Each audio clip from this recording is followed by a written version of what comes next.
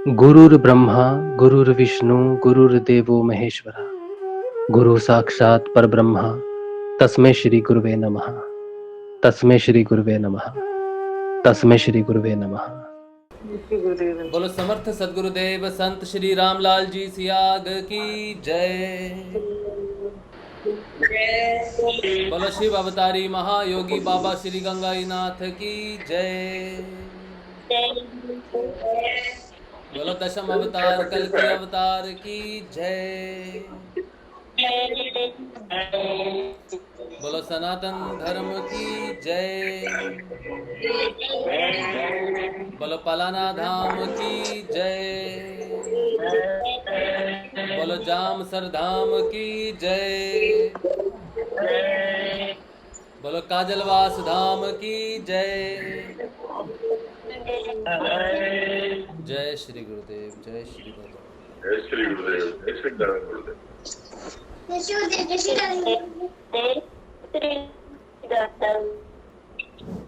जय श्री गुरुदेव। चलिए अब जो है एक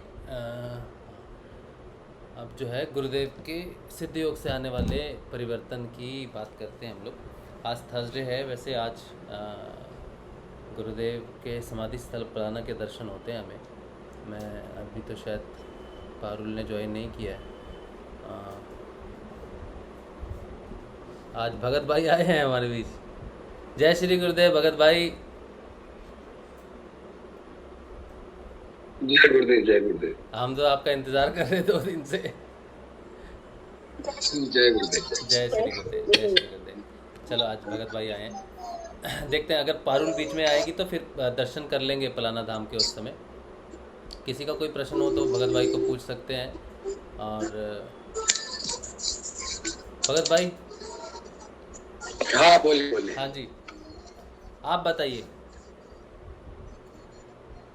नहीं तो नहीं, आज कितने देर का ध्यान किया आज?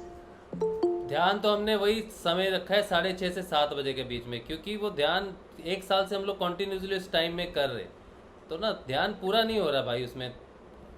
ऐसा नहीं है, गुरुदेव ने सख्त हिदायत दी है कि 15 मिनट से ज्यादा ध्यान नहीं करना। 15 मिनट का ही ध्यान 15 मिनट का ही है वो, लेकिन 15 मिनट बैठ के लेते हैं, लेकिन वो टाइमिंग नहीं सूट कर रहा। तो 6:30 से 7 बजे की टाइमिंग। गुरुदेव ने कहा कि ये जो मंत्र है ना, हाँ जी, ये संजीवनी मंत्र है। ये इसमें बहुत आग होती है। फिर क्या है कि हमारा जो शरीर है ना, इसको 15 मिनट से ज्यादा एक्सेप्टेबल नहीं करता इस ध्यान को। फिर अलग सा एक मतलब गर्मी या अलग सा एक माहौल क्रिएट करता है ज्यादा ध्यान करने से।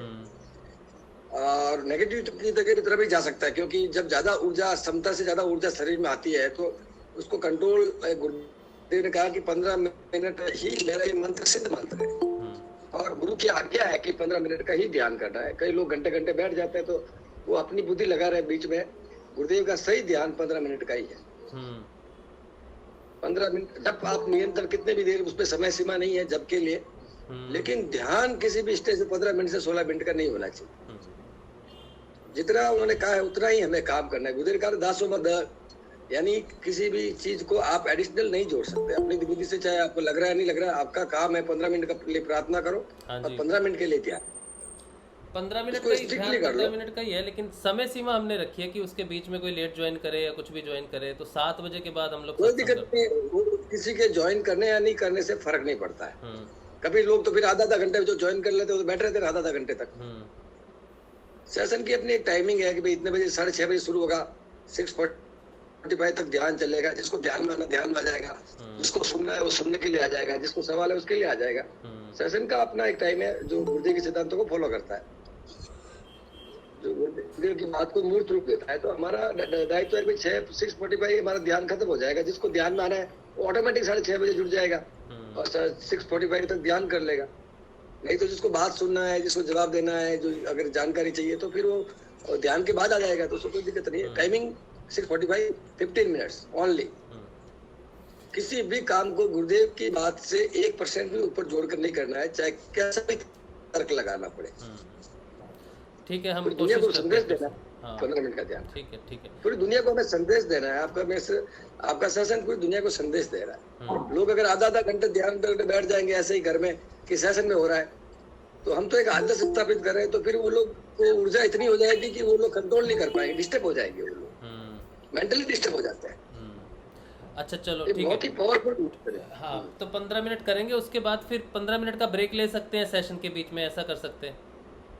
हाँ कोई दिक्कत नहीं, वापस कर लो। ठीक है, 7 से 7:45 के बीच में ध्यान, और 7:45 से 6:45 से 7 बजे के बीच में ध्यान खोल दिया करेंगे। ब्रेक ले लो, चाय पानी जो पीना है उसमें पी लो, और 6-7 बजे से फिर हम लोग जो सत्संग करते हैं वैसा करेंगे कुछ फिर। ये गुरुदेव, चलो ठीक है, चलो ठीक चलो है, ठीक है। चलो। इसमें ध्यान तो 15 मिनट का ही करते हैं हाँ। हम, इसमें मतलब आधा घंटा ध्यान नहीं करते हैं। लेकिन क्या होता है कि जैसे 6:35 पे कोई हम शुरू कभी हो जाता है, कभी है ना फिक्स टाइम टू टाइम इतना नहीं बैठता है, फिर कभी थोड़ा अपन जैसे आप वीडियो चलाते हो उसमें मिनट 2 मिनट आगे पीछे हो जाती है, तो फिर गुरुदेव से प्रार्थना करते हैं कि गुरुदेव के 15 मिनट का ध्यान लगाना। फिर उसके बाद क्या होता है कि जैसे अब ध्यान 15 मिनट का लगाना, तो 15 मिनट जैसे 6:45 पे हुई तो 6:45 पे ही आंख खोलनी, ये भी जरूरी नहीं है ना। अब साधक की समय लग जाता है उसमें, कभी 6:43 हो जाए, कभी 6:50 हो जाए, क्योंकि वो बैठने के समय में भी लेट सेट हो जाता है, तो ये परिस्थिति उत्पन्न होती है। और उसके बाद रहता है हाँ, कई बार ध्यान में 2-3 मिनट एक्स्ट्रा हो जाते हैं। सेशन को भी सुनना है तो एक रिएक्टिव होता है, तो हम आधा घंटा का जो समय है ना, वो आधा घंटा का समय ध्यान करने का नहीं है, आधा घंटा का समय है सिर्फ। उसमें कोई जल्दी आता है, कोई लेट आता है, और आप साल भर से ये जो कर रहे हो तो वैसे ये लग रहा है कि ये बैलेंस में है, कि भाई ऐसा चल रहा है, जिसके अंदर एक अनुकूलता भी लगती है। जैसे आपने बीच में शुरू किया था कि भाई आप 4 दिन 15 मिनट का किया ना, तो उसमें क्या होता है कि 6:45 होते वो दिमाग में तो घड़ी देखने का रहता है, वो हम टाइम देखने में रखते हैं कि 6:45 हुए तो नहीं, क्योंकि हमारा 5 मिनट लेट होता है तो आपकी बातों से हम वंचित रह जाते हैं, आप जो बात करते हैं उससे वंचित हो जाते हैं। और समय पर होता है तो वो ठीक रहता है, तो आधा घंटा का वो समय है। दूसरी बात, स्पीच में गुरुदेव ने एक जगह ये भी कहा हुआ है और 2-3 जगह कहा हुआ है, भाई ध्यान 15 मिनट का करो, और सर्दियों में 20 मिनट आधा घंटे का कर सकते हो। ये गुरुदेव की स्पीच रिकॉर्डेड में है कि सर्दियों में 20 मिनट आधे घंटे का ध्यान कर सकते हो। क्योंकि ये मेरा प्रश्न काफी वर्षों पहले था कि ज्यादा समय लगता था तो बड़ी समस्या होती थी कि अब क्या करें, ध्यान तो आधा घंटा लग रहा है, और कोई उसको तामसिकता कह दे, कोई कुछ कह दे। तो गुरुदेव की स्पीच में बताया गया है कि आप 15 मिनट का ध्यान करो, खाली पेट करो, और सर्दियों में ठंड के समय में 20 मिनट और आधे घंटे का कर सकते हो। ये मैंने स्पीच में सुना हुआ है, तो इस कारण भी थोड़ा वो समय लगता है। तो अब आप हरी हो गया तेरा? हाँ जी, हो गया तेरा? हाँ बोल। हरी, गुरुदेव ने, मैंने 1000 बार गुरुदेव को स्पष्टली पूछा है, फेस टू फेस जी। गुरुदेव ने कहा कि घड़ी लेके बैठ जाना और मेरे को बोल कर ध्यान करना, मेरे से टाइम मांगना। अगर 1 सेकेंड भी ऊपर हो जाए ना, जिसका ध्यान लगता है, जिसका नहीं लगता है वो घड़ी देखता रहे। जिसका ध्यान लगता है, अगर 1 सेकेंड भी ऊपर हो जाए ना, तो फिर मेरे गुरु होने का मतलब ही नहीं है। स्पष्ट कहा है मेरे को ये बात। पहले मैं बैठता था घंटे आधा घंटे 2 घंटे, एक दिन तो 4 दिन का ध्यान में बैठता था। गुरुदेव ने मुझे बुलाकर, उनको गुरुदेव को पता चल गया था कि ऐसे ध्यान करता है पागलों की तरह। मेरे अंदर बहुत गर्मी हो गई थी, तो गुरुदेव ने मुझे कहा कि 1 सेकंड भी ऊपर नहीं करना है। और हिमालय में लोग क्यों जाके बैठते थे कि इससे गर्मी पैदा होती थी। जब लोग जो संत थे तो उनको वो उसमें ठंड में ध्यान करते थे, उसकी वजह हिमालय में जाके बैठते। और कभी भी नहीं कहा गुरुदेव ने, अगर स्पीच में कहीं कहा होगा तो कहीं ठंडे प्रदेशों के लिए लोगों को कहा रहेगा। लेकिन हम जो राजस्थान से बिलोंग करते हैं, गुरुदेव ने हम सबको 15 मिनट के ध्यान के लिए ही कहा। उसमें आप कहीं पर भी तर्क न लगाओ। गुरुदेव की 50 स्पीच में 15 मिनट का ध्यान है। और बाई गुरुदेव के हाथ से राइटिंग में 15 मिनट के ध्यान के बारे में आप करो ना। आधा घंटा कौन रोकता है? 2 घंटे करो, कौन रोकता है भाई? आप अपने स्वतंत्र करो। 15 मिनट का ही कहा है। इसमें ये संजीवनी मंत्र है, ये पावरफुल मंत्र है यार। इसमें आग है, पता है यार। वो तो ध्यान नहीं लगता, वो आधा घंटे बैठते हैं। जिनका ध्यान नहीं लगता है ना, वो 2 घंटे बैठे ना, कौन रोकता है उसको? उनका ध्यान ही नहीं लगता है। वो 2 घंटे बैठे या घड़ी की तरफ देखे, 1 मिनट देखे, 2 मिनट देखे। ध्यान में तो घड़ी की तरफ देखने का मन ही होता है। जिसका ध्यान लगता है 1 सेकंड, 1000 बार एक्सपेरिमेंट किया मैंने, 1 सेकंड ऊपर नहीं होता है। विदिन सेकंड ध्यान खुलेगा। अगर पूछ कर बैठे हो और ध्यान लग गया तो। भाई मैं आज 20 साल से प्रचार कर रहा हूँ गुरुदेव की महामहिम संगत, 20 साल से काम कर रहा हूँ, तो लोगों को बता रहा हूँ मैं कि भाई ये ऐसे। अभी आप लोग अभी आए हैं, मैं तो 20 साल से पूरी दुनिया में घूमकर गुरुदेव के साथ घूम के हम लोगों को बताया था। तो वो तो ये बात अगर आप नहीं तो जोड़ रहे हो तो जोड़ो। देखो ऐसा यही होता है कि हम लोग बहुत बुद्धि लगाते हैं, बहुत बुद्धि लगा। गुरुजी ने कहा कि 15 मिनट का जिसको आना होगा सेशन में 6 बजे 6:30 बजे सेशन शुरू हो रहा है, किसी का अधीन सेशन नहीं है, 6:30 बजे सेशन शुरू हो रहा है। जिसको ध्यान में आना है तो वो 6:30 बजे सेशन खोल के बैठे। हम किसी का वेट नहीं करेंगे। अगर आपको ये ज्ञान चाहिए, आपको अगर ये चीज चाहिए तो आपको जरूरत है, हमें थोड़ी जरूरत है, हम थोड़ी कोई स्वार्थ है। आप 6:30 बजे आओ ध्यान में, 6:45 खत्म हो जाएगा ध्यान में। उसके बाद अगर आप नहीं कर पा रहे हो सेशन में ध्यान, तो सेशन खत्म होने के बाद अपने घर में बैठे सोते सोते करो, सोते सोते करो। देखो एक चीज का लंबा, कोई चीज को चलाना है, लंबा सिस्टम करना है, तो मैं आगे की उसके बता रहा हूँ कि सिस्टम को सेट करना पड़ेगा। ऐसा थोड़ी है कोई 7 बजे जुड़ जाएगा तो उसको भी हम ध्यान करवाएं, वो उसकी ड्यूटी है, ध्यान करेगा नहीं करेगा वो। हमारा सेशन का मतलब है गुरुदेव का प्रचार, हमारा मतलब है गुरुदेव का प्रचार। ज्यादा से ज्यादा लोगों को जोड़ना है, मोटिवेट करना है, समझाना है, उनके जिज्ञासाओं को खत्म करना है, उनके सवालों का जवाब देना है, उनको तैयार करना है, उनको मजबूत करना है। तो हमारा मिशन तो यह है। हमारा थोड़ी मिशन है सबको ध्यान करवाना, मोबाइल चालू करवा के ध्यान करवाना, हमारा थोड़ी काम है। ध्यान करेगा नहीं करेगा वो उसकी ड्यूटी है, उसका कल्याण करना होगा, उसको आगे बढ़ना होगा, प्रॉब्लम सॉल्व करनी होगी, तो ध्यान करता रहेगा, अपने घर पे करता रहेगा। यार हमारा काम प्रचार करना है, हम एक प्रचारक है, हम एक कार्यकर्ता है, जो हमने अपने जीवन को गुरु के कार्य पे लगाया है। ठीक है ना, ध्यान करना नहीं करना, करवाना नहीं करवाना हमारी ड्यूटी नहीं है, वो साधक की ड्यूटी है। हमारा काम गुरुदेव की मंत्र पहुंचाना है, लोगों को गुरु के बारे में बताना है, ये हमारी ड्यूटी है। समझ में आई ना बात? हाँ, नहीं वो मैं अपनी बुद्धि नहीं लगा रहा था भगत जी। क्या गुरुदेव स्पीच में मैंने सुना हुआ है और मेरे सामने स्पीच आएगी तो मैं जरूर आपको भेजूंगा। उसमें कई जगह गुरुदेव ने कहा था इसके 20 मिनट और आधा घंटे का ऐसा बोला हुआ है, इसलिए मैं कह रहा था। दूसरी बात, आपने जैसे कहा कि 15 मिनट का ध्यान जिसके लगता है वो लगता है, लेकिन सभी साधकों के तो अभी 15 मिनट पूर्ण साधक है नहीं जिनका ध्यान लगता है, जैसा सभी बताते हैं नहीं लगता है। तो इसका ये भी है कि भाई ध्यान नहीं लग रहा है, वो समय भी देखते हैं, तो इस कारण से भी वो एक जिसका नहीं लगता है वो 24 घंटे करेगा तो भी नहीं लगेगा। ये ध्यान रखना, आधा घंटा बैठना छोड़ दो, 24 घंटे भी बैठ जाएगा। जिसका नहीं लगता है तो 24 घंटे में नहीं लगता। गुरुदेव को जिसको पकड़ना होगा उसी को पकड़ेंगे, जिसको नहीं पकड़ना होगा, गुरुदेव ने कहा कि 20 साल नहीं लगेंगे, जिसको मुझे पकड़ना होगा 20 सेकंड भी नहीं लगेंगे। और जिसको नहीं पकड़ना है वो 2 घंटे बैठो, आधा घंटा बैठो, क्या फर्क पड़ता है। इशू ये नहीं है, इशू मैं आप मेरी बात को हमारा काम प्रचार है यार। आप लोग टाइम निकाल के सेशन में आते हैं, लोग टाइम निकाल के आपके सेशन को सुनने के लिए आते हैं, आपसे बातें सुनने के लिए आते हैं, गुरु की महिमा सुनने के लिए आते हैं, गुरु का प्रचार। हम अपना काफी टाइम अगर इसमें अगर लोगों के अकॉर्डिंग या उनकी सुविधाओं के हिसाब से अपना सेशन का टाइम हम खराब कर देंगे तो बहुत बड़ा काम है भाई। ये तो बहुत बड़ा काम है, दुनिया को जगाने का काम है। किधर कौन सी दिशा में जा रहे हो तुम? चलो मेरे मन की बात मैंने कही, कोई बात नहीं, जिसको जैसा करना है वैसा करो, कोई दिक्कत नहीं। चलो इस पे हम देखते हैं 15 मिनट पे कंसंट्रेट करेंगे और थोड़ा ब्रेक कर देंगे बीच में। अच्छा चलो पहले गुरुदेव की समाधि के दर्शन कर लेते हैं। पारुल आप समाधि पे हो क्या? अच्छा चलो फिर भगत भाई से बात करते हैं। तो दर्शन करवा दो सबको समाधि के। जी के गुरु ने कहा बेटा ये नाम जपो। अच्छा चलो ये पिन कर लो, एक आईडी है गुरु सियाग पलाना पारुल सियाग आईडी है। गुरुदेव की समाधि के दर्शन आप कर लो सब लोग। आपकी कुंडली में जागृत हो जाए, आपका शारीरिक मन और बुद्धि अपना कंट्रोल में कर लेंगे।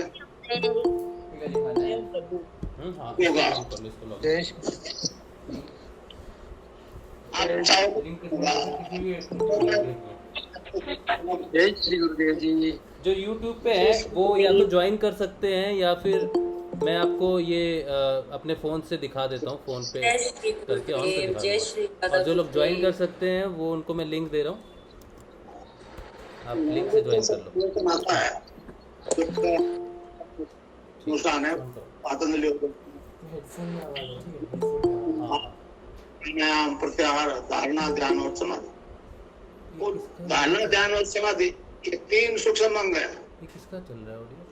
थोड़ा प्रयास करना पड़ेगा। यम नियम आसन प्राणायाम प्रत्याहार ये तो इस कुंडलिनी के जागृत होते हैं, अपना हो जाएंगे। ये ऑडियो कहाँ चल रहा है? अरे कोई टैब में, जय श्री गुरुदेव। टैब में चल रहा था आनंद पुस्तक तो फिर यहाँ से आ सकते हैं। कहाँ से आ रहा है?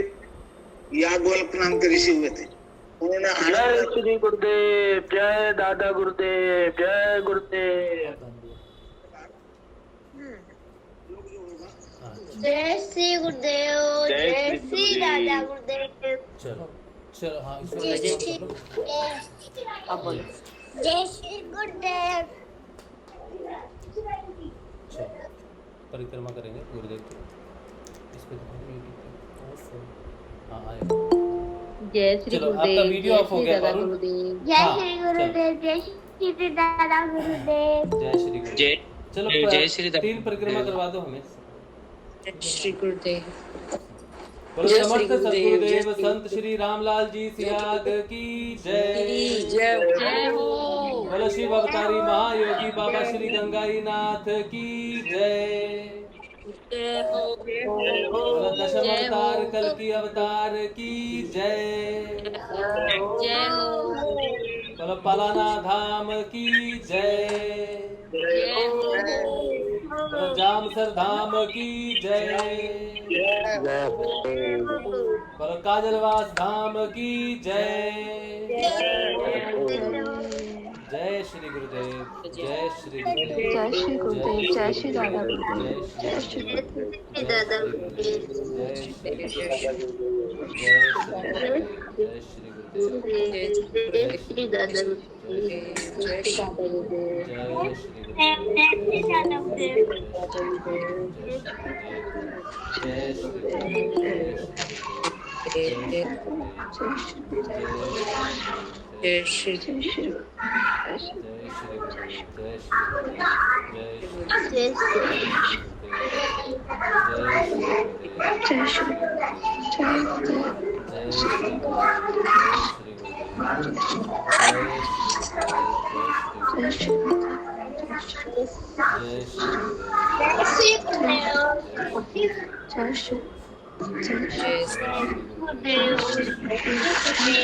बोलो समर्थ सद्गुरुदेव संत श्री रामलाल जी सियाग की जय। बोलो कल की अवतार की जय। जय श्री गुरुदेव,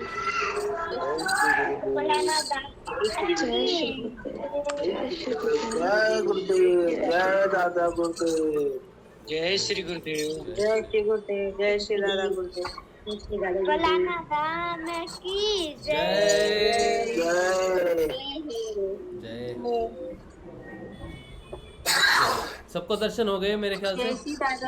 हाँ जी, हाँ जी। चलो हो गए। बहुत बढ़िया, ठीक है।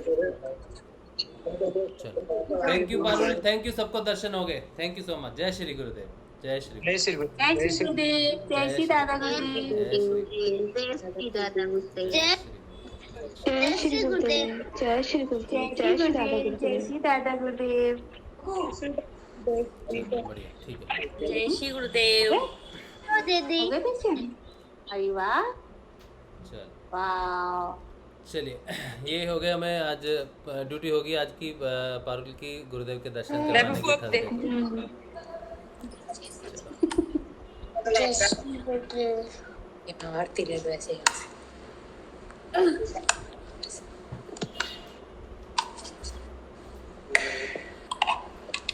हेलो वो यहाँ से। चलो अब वापस आते हैं हम लोग भगत भाई पे आते हैं। भगत भाई कुछ बात करना चाहते हैं, 2-3 दिन से तो उस समय मिला नहीं। जय श्री गुरुदेव पारुल, थैंक यू। हाँ चलो, जय श्री गुरुदेव। हाँ जी भगत भाई। काफी लोग शासन में है। सबका गुरुदेव के महामिशन की तरफ से आप सबका हार्दिक अभिनंदन, और गुरुदेव से प्रार्थना करता हूँ कि आपके सबके और कृपा बनी रहे। बहुत अच्छा लगा गुरुदेव की समाधि का पारुल ने हमारे को दर्शन करवाए। बहुत बहुत धन्यवाद पारुल को। और हम सब लोग सौभाग्यशाली है कि ऐसा समर्थ गुरु हमें मिला, और आज उसकी वजह से आज हमारा जीवन आनंदमय और खुशी से भर उठा है। हमारे गुरु ने हमें सब कुछ तभी दे दिया जब वो हमारे गुरु बन गए, कि ब्रह्मांड का मालिक, ब्रह्मांड की संरचना करने वाला स्वयं ईश्वर, स्वयं नारायण इस धरती पर 10वां अवतार लेकर, गुरु के रूप में पूर्ण अवतार लेकर, कल की अवतार लेकर, हमारा कितना बड़ा सौभाग्य कि वो हमारे गुरु के रूप में हमें शिष्य के रूप में उन्होंने स्वीकार किया। हम अपने गुरु का धन्यवाद करते हैं। बारंबार धन्यवाद करते हैं, उनके चरणों में प्रणाम करते हैं और उनसे क्षमा याचना मांगते हैं कि हे प्रभु, जाने अनजाने में कोई भूल हुई हो तो क्षमा करना और हमें आगे बढ़ने में, हमें इस अध्यात्म पथ में आगे बढ़ने में हमेशा हमारी रक्षा करना, हमारा साथ देना। अब हमारा पूरा भरोसा आपके ऊपर निर्धारित है, क्योंकि हम जिस संसार में जी रहे हैं इस समय घोर कलयुग का समय है और केवल एकमात्र सहारा, एकमात्र विश्वास आपके ऊपर ही है कि हमें इस दलदल से तुम बाहर निकाल सकते हो और धर्म की तरफ, ईश्वर की तरफ और परमात्मा की तरफ खींच सकते हो और हमारे संकटों से हम तुम बचा सकते हो। ऐसी प्रार्थना मैं सब लोगों के लिए करता हूँ कि हे परमात्मा, पूरे संसार का कल्याण हो, पूरी मानवता का कल्याण हो, सारे जीवों का कल्याण हो और जिस मकसद से तुम धरती पर आए आपका मकसद पूरा हो और हो सके जब तक हम आपके इस मकसद में अपने आप को दांव पे लगाने के लिए कभी पीछे नहीं रहेंगे। ऐसी प्रार्थना हम सबको करना है। मेरा विषय है प्रार्थना के बारे में बोलने का। देखो, मैंने परसों एक गुस्सा किया था 2 दिन पहले, वो इसीलिए किया कि मुझे कभी कोई जिम्मेवारी मिलती है मिशन को लेके तो मैं उस पर एक बहुत इंटरनल में बहुत ही गहरी कठोर मेहनत करता हूँ, बहुत ही मजबूती से मेहनत करता हूँ। मैं परमात्मा से प्रार्थना करता हूँ, हे गुरुदेव, मेरे पास कोई ज्ञान नहीं है, मेरे पास केवल तेरी, मैं तो एक अनपढ़ हूँ, लेकिन मेरे पास तुम्हारी एक असीम कृपा है कि मैं कुछ ऐसा बोलूं कि मैं न बोलकर आप मेरे भीतर से बोले, मैं उस समय केवल माइक बन जाऊं। तुम इस संसार को क्या कहना चाहते हो, तुम इस संसार को किस दिशा में लेके जाना चाहते हो, मैं तैयार होता हूं उसके लिए कि आप कुछ इन दुनिया को, जिनकी भी कोई जिज्ञासा है, उन्हें बताएं ताकि उनको भक्ति के मार्ग में थोड़ी सी मदद मिल सके, ताकि वो जो लोग हाथ पैर मार रहे हैं आप तक पहुंचने में, आपको जानने में, आपको पाने में, ध्यान के लिए, उनके लिए सहायक बन सके। हे परमात्मा, ऐसा कुछ मेरे मुंह से तुम खुद बोलकर, मैं केवल यंत्र बनूं, उस समय तुम खुद इस मानवता को, इस संसार को कुछ बताए ताकि उन लोगों को एक सपोर्ट मिल सके, उनको हिम्मत मिल सके, उनका विश्वास आपके प्रति बढ़ सके। तो मैं जब ऐसी कोशिश करके आता हूँ तो उस समय मैं नहीं बोलता, उस समय गुरु बोलना चाहता। तो फिर कभी उस दिन क्या हुआ कि मैं 2 दिन से कोशिश कर रहा था, मैंने गुरुदेव से इतनी करुण प्रार्थना करी, मैंने स्वयं के भीतर मैंने अपने गुरु का एहसास किया कि मैं अपनी बुद्धि कहीं नहीं लगाऊं। हे गुरुदेव, जो सत्य है, जो धर्म है, जो तुम चाहते हो, जो तुम्हारे सिद्धांत है, केवल वही मेरे अंदर से दुनिया के सामने प्रकट हो। तो उस समय, उस दिन वैसा नहीं हुआ तो थोड़ी देर के लिए मुझे आक्रोश होता है, गुस्सा नहीं होता है, मैं गुस्सा करता भी नहीं। मैंने मेरा जीवन जब ईश्वर के चरणों में सौंप रखा है तो अब किस पर क्रोध करूं या किस पर प्रेम करूं, मुझे खुद को ही समझ में नहीं। तो मेरा विषय है प्रार्थना। ये बड़ा इंपॉर्टेंट विषय है कि आज मैं राजश्री के चैनल के माध्यम से इस संसार को, बहुत सारे गुरु भाई, 33 गुरु भाई है टोटल, लेफ्ट ना करे, बहुत ही बढ़िया बात आपको मैं बताने जा रहा हूँ। और जो भी मेरा है, अनुभव और भी है है भाई, कम से कम 70 लोग, 70, 75 लोग, 80 लोग आपको तो मैं आपको जो बताने जा रहा हूँ वो मेरे 20 साल का अनुभव, मेरे गुरु के प्रति मेरी निष्ठा, मेरी श्रद्धा, मेरी भक्ति, मेरा तड़प, मेरे गुरु के मिशन को संसार में फैलाने की जो मेरी जिज्ञासा, जो मेरी तड़प है, और जिसके लिए मैं जी रहा हूँ और जिसके लिए मैं मर रहा हूँ, जिसके लिए हर पल मैं सोचता हूँ, मैंने उनसे करुण प्रार्थना करके आप लोगों के सामने मेरे हृदय के भाव, जो ईश्वर के भाव है, जिसके ऊपर मैंने एक लंबी प्रक्रियाओं से, संघर्ष से गुजरते हुए, दुखों से गुजरते हुए, परेशानियों से गुजरते हुए, एक लंबी प्रक्रियाओं के बाद आज जब मैं अपने गुरु को पूरी तरह से समझ पाया हूँ, पूरी तरह से तो कोई समझ नहीं पा सकता ब्रह्मांड में परमात्मा को, लेकिन एक हद तक मुझे उसको जितना जानना था उतना मैंने जो जाना है, और किस प्रक्रियाओं से गुजरते हुए जाना है, किस हालात से गुजरते हुए जाना है, किस हालात में क्या करेंगे तो परमात्मा से हम कभी दूर नहीं रहेंगे, तो उसके बारे में मैं आप लोगों को, प्रार्थना के बारे में आप लोगों के सामने मैं 2 शब्द रखना चाहता हूँ। सबकी आज्ञा हो, सब बोले तो मैं बोलूं, नहीं तो कोई बात नहीं है, जैसे आपकी इच्छा। अब बात कीजिए भगत भाई, बात कीजिए। बोलो भगत जी, बताइए। बोलिए भगत जी, जय गुरुदेव, जय दादा जय गुरुदेव, जय दादा गुरुदेव। बोल भगत भाई, बोलो भगत भाई। सभी को मेरा हाथ जोड़ के प्रणाम। आप जो भी मेरे गुरु भाई है, मेरे लिए मेरे गुरु तुल्य है, क्योंकि आप सब कोई न कोई जन्म के सन्यासी है, इसीलिए इतने महान गुरु का, तुम्हारा गुरु बनना कोई एक मामूली घटना नहीं है। ये संसार की सबसे बड़ी घटना है जो इस घोर कलयुग में घोर कलयुग में, सतयुग और त्रेतायुग में तो कई साधु संतों ने घोर तप किया तो भी इतना समर्थ गुरु नहीं मिला। स्वयं नारायण तुम्हारा गुरु बन के आया है और तुम्हारे को अपनी तरफ खींचा है। इसका मतलब तुम लोग कोई साधारण व्यक्ति तो नहीं हो। और इस बात को ध्यान रखते हुए मैं आप सबको प्रणाम करता हूँ और आप सबका आशीर्वाद चाहता हूँ कि मैं जिस मिशन को, मैंने जिस क्रांति के लिए आगे निकल पड़ा हूँ, उसमें आप सबका आशीर्वाद और सहयोग मेरे ऊपर बना रहे। मैं ऐसी अपेक्षा आप सबसे हमेशा ही करता रहूंगा और मैं कभी किसी पर क्रोध नहीं करता। मैं आपका और मेरा एक ही परिवार है। मेरा और आपका इतना पवित्र रिश्ता है जो संसार में, ब्रह्मांड में इतना पवित्र रिश्ता मेरे बच्चे का या मेरी माँ और मेरे भाई और मेरी बहनों का भी नहीं हो सकता। उससे भी ये धर्म का रिश्ता है और सबसे पवित्र रिश्ता है जिसकी मर्यादा को मैं अच्छी तरह से समझता हूँ, जिसकी वास्तविकता को मैं अच्छी तरह से समझता हूँ। इसलिए मैं आशा करता हूँ कि आप लोग को कभी भी कोई मेरी बात बुरी लगे तो आप सहर्ष मुझे कह सकते हो। मैं अपने अंदर अगर कोई गलती होगी, कोई बदलाव की गुंजाइश होगी तो मैं सुधार करूंगा, क्योंकि मैं भी उसी पथ पे चल रहा हूँ जिस पथ पर आप चल रहे हो। मैं भी परिवर्तन के पथ पर चल रहा हूँ और गुरु से प्रत्येक दिन प्रार्थना करता हूँ, हे गुरुदेव मेरे अंदर कोई बीमारी, कोई अहंकार, कहीं किसी प्रकार की समस्या हो तो मेरे से भीतर से तू निकालना। मैं ऐसा शांत हो जाऊं और मेरा एकमात्र मकसद यही बचे मेरे जीने का कि मैं तेरा काम करते करते मर जाऊं। इसके अलावा मेरी कोई इच्छा शेष नहीं रही, क्योंकि जब तू मुझे स्वयं नारायण बनकर, गुरु बनकर मेरे जीवन में आ गया है तो अब मुझे किस बात की शंका है। मुझे पता है कि तू हरि का दर्शन तूने मुझे करवा दिया, तू स्वयं ने मेरा अपने आप का दर्शन करा। देखो गुरु भाई, मैं आपको बताऊं, ये एक पागलपन का विषय है। ये जो परमात्मा को बुद्धि का विषय बिल्कुल नहीं है। परमात्मा को केवल पागलपन से पाया जा सकता है। जब मैं पहली बार जुड़ा, जब मैं अज्ञानी था, धर्म का इतना ज्ञान नहीं था, इतना पढ़ा लिखा हुआ नहीं था, लेकिन मेरे अंदर तड़प थी तो मैं पागलों जैसी हरकत करता था, रोता था, तड़पता था, बिलखता था। उसको पाने के लिए न पता नहीं क्या क्या यत्न करता था और पागलों की तरह हरकत। मेरे घर वाले, परिवार वाले सब कहने लग गए कि ये तो इस गुरु के पीछे पागल हो गया है, पता नहीं इसको कौन गुरु मिल गया है, ये तो साला रो रहा है, पता नहीं सिर नीचे पैर ऊपर, कभी सिर फोड़ रहा है, कभी पागलों की तरह गुरु का प्रचार करते फिर रहा है। उसको कपड़े पहनने का हौस नहीं, उसको बोलने का हौस नहीं।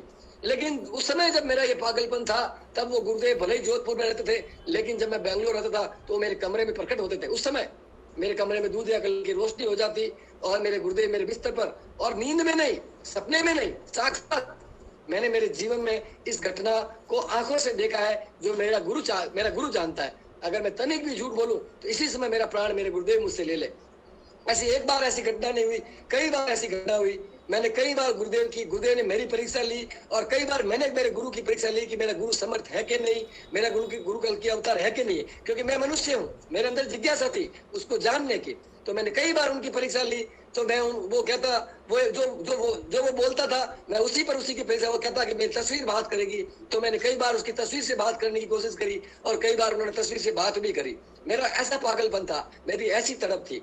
तो कई बार वो कहता है कि मैं तो सर्वत्र हूँ, मैं तो सब जगह हूँ। तो मैंने कहा कि मेरे कमरे में भी हो सकते हो, मेरे अंदर भी हो सकते हो, तो तुम्हें प्रकट होना पड़ेगा। तो कई बार प्रकट भी हुए।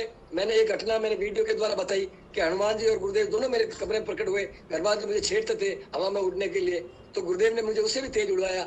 वो भी घटना घटी। एक बार बेंगलोर में जब मैं गुरुदेव की मिशन में बहुत सारा धन मेरा खर्च हो गया और मैं रोड पे आ गया था, तब मैं रो रहा था कि अब मैं अभी 6 लाख रुपए कैसे दूंगा। तो गुरुदेव रात को मेरे कमरे में आए।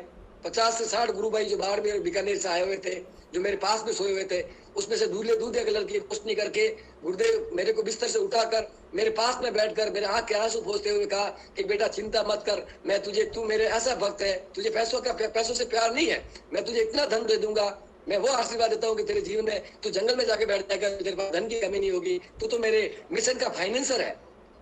तो गुरुदेव के ऐसी कई घटनाएं मेरे साथ घटी, कई ऐसी अनुभूतियां घटी जो गुरुदेव ने मुझे पहले दिखाई और स्वयं गुरुदेव ने मेरे साथ में रहते हुए मैंने एक बार ध्यान में देखा कि गुरुदेव एक जाप में बैठे हैं और किसी बात पर मेरे से चर्चा कर रहे हैं। थोड़े दिन बाद में गुरुदेव बेंगलोर में आए, हम लोग मैसूर गए और मैसूर में वृंदावन गार्डन गए। वहां पर एक तालाब है, कावेरी तालाब है, वहां पर जहाज की व्यवस्था है। गुरुदेव ने मुझे कहा कि इस जहाज की व्यवस्था करो। हम काफी गुरु भाई थे, उस जहाज में बैठे। गुरुदेव वैसे के वैसे मैंने जो सपने में देखा था, ध्यान में देखा था, वही ड्रेस मैं पहनी हुई थी, वही ड्रेस गुरुदेव की पहनी हुई थी। और जिस बात पर गुरुदेव चर्चा कर रहे थे, अचानक मुझे वो सपना याद आया, अनुभूति याद आई। मैंने गुरुदेव कहा कि गुरुदेव ये तो मैंने आपसे पहले ही देख लिया। तो गुरुदेव ने कहा कि मैं तुझे जो भी दिखा रहा हूँ बेटा वो पूरा सत्य होगा, मैंने तुझे जो भी दिखाया पूरा सत्य होगा। मैं एक आपको घटना और दिखाता हूँ। एक बार, ये मेरी पहले की घटना है जिस समय मेरा पागलपन था, फिर मैं आगे भी बताता हूँ। देखो मैं प्रार्थना से ही जुड़े हुई बातें करता हूँ आपसे। तो फिर एक बार क्या हुआ कि मैं और गुरुदेव पुस्तक विमान से बंबई के ऊपर से गुजर रहे थे, तो बंबई की रेलवे पटरियों पे लाखों करोड़ों लाशें बिखरी हुई पड़ी थी, बहुत कम लोग वहां बचे हुए थे।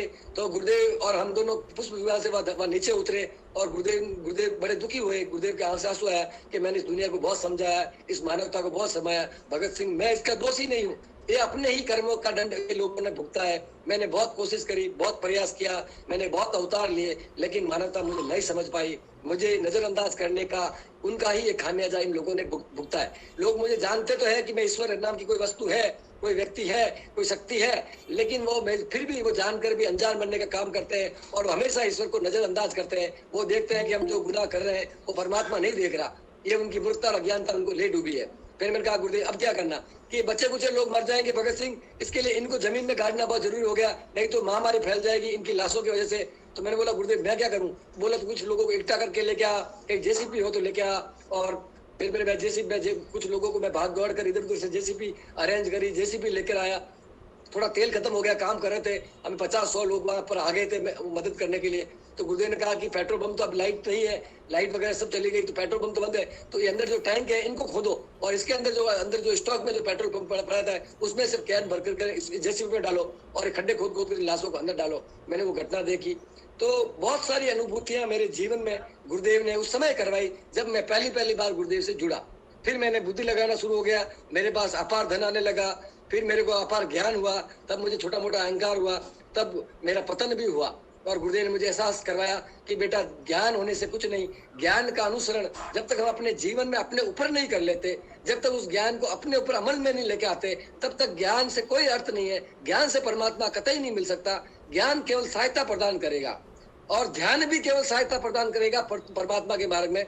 लेकिन सबसे बड़ी जो चीज होगी वो प्रार्थना, सबसे बड़ी जो परमात्मा को प्राप्त करने की जो वस्तु है वो प्रार्थना। प्रार्थना आदमी ध्यान करने में विचलित हो जाता है, क्योंकि संसार में ऐसी कई समस्या है, किसी का कर्जा है, किसी की परेशानी है, किसी की बिजनेस की परेशानी है, किसी की बीमारी की परेशानी है। वो जब ध्यान में बैठता है तो उसका मन भटकता है, वो स्थिर नहीं हो पाता और उसका ध्यान नहीं लग पाता। वो जब करता है लेकिन परेशानियां, मांगने वाला का फोन आ जाता है और भी कई परेशानी उसको डिस्टर्ब करती है, तो वो थोड़ी देर मंत्र में जप लगाता है फिर वापस भटक जाता है। तो फिर मैंने एक सहज तरीका पूछा कि गुरुदेव ऐसा कौन सा तरीका है जिससे मैं हर पल हर क्षण मैं तुझसे जुड़ा रह सकूं, मैं तुझसे एक क्षण के लिए दूर नहीं रहूं, संसार की इतनी बड़ी परेशानियों में भी मैं तुझे बच सकूं। तो गुरुदेव ने कहा कि बेटा सबसे बड़ी चीज है प्रार्थना, कि तू हमेशा मेरे से प्रार्थना कर, फिर मैं तुझे ध्यान के लिए भी समय निकलवा दूंगा, फिर वो जप करने के लिए भी शांत कर दूंगा, तुझे प्रार्थना करनी पड़ेगी। तो मैंने कहा परमात्मा प्रार्थना कैसे करनी है? उन्होंने कहा कि आत्मचिंतन ही प्रार्थना का स्वरूप है। आप अपने भीतर झांको और आप कहाँ खड़े हो, आप अपना कैलकुलेशन खुद लगाओ। गुरुदेव ने कहा कि बिना प्रयास कोई सफलता हासिल नहीं हो सकती। दुनिया में बहुत सारे लोग मुझसे जुड़ेंगे और वो देखेंगे कि मैं कोई चमत्कार कर दूं। मैं चमत्कार करने नहीं आया, चमत्कार तो तुम खुद अपने भीतर से करोगे।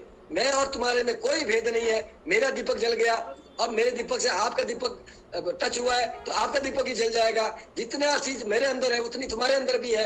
मैं उसी का ज्ञान तुम्हें देने आया हूँ, उसी का मार्ग तुम्हें दिखा रहा है। और मेरी मंत्र और मेरी भक्ति और मेरा मंत्र, मेरी आवाज और मेरी भक्ति, मेरे प्रति तुम्हारी भक्ति तुम्हें आगे बढ़ाने में सहायता प्रदान करेगी। बाकी तुम जन्मजात पूर्ण हो, तुम्हारे अंदर सब कुछ बैठा है। वो आत्मा अचेतन अवस्था में, तुम्हें उसको जागृत करना होगा।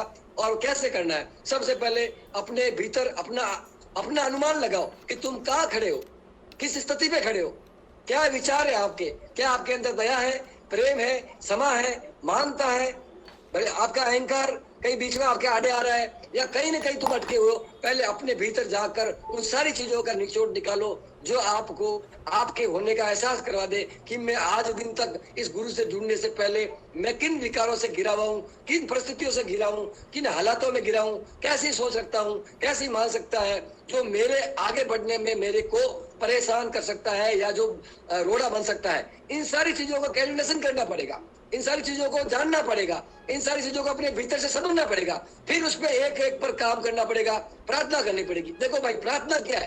प्रार्थना ऐसी होती है कि आदमी जब दुखी होता है तो भी भगवान को याद करता है, बीमार होता है तो भी पड़े पड़े भगवान को याद करता है कि गुरुदेव मेरे को बचा ले, मेरे को दर्द ज्यादा हो रहा है, या कोई दुखी होता है, कर्जा होता है। तो प्रार्थना 24 घंटे चल सकती है और प्रार्थना ध्यान के बराबर ही शक्ति है।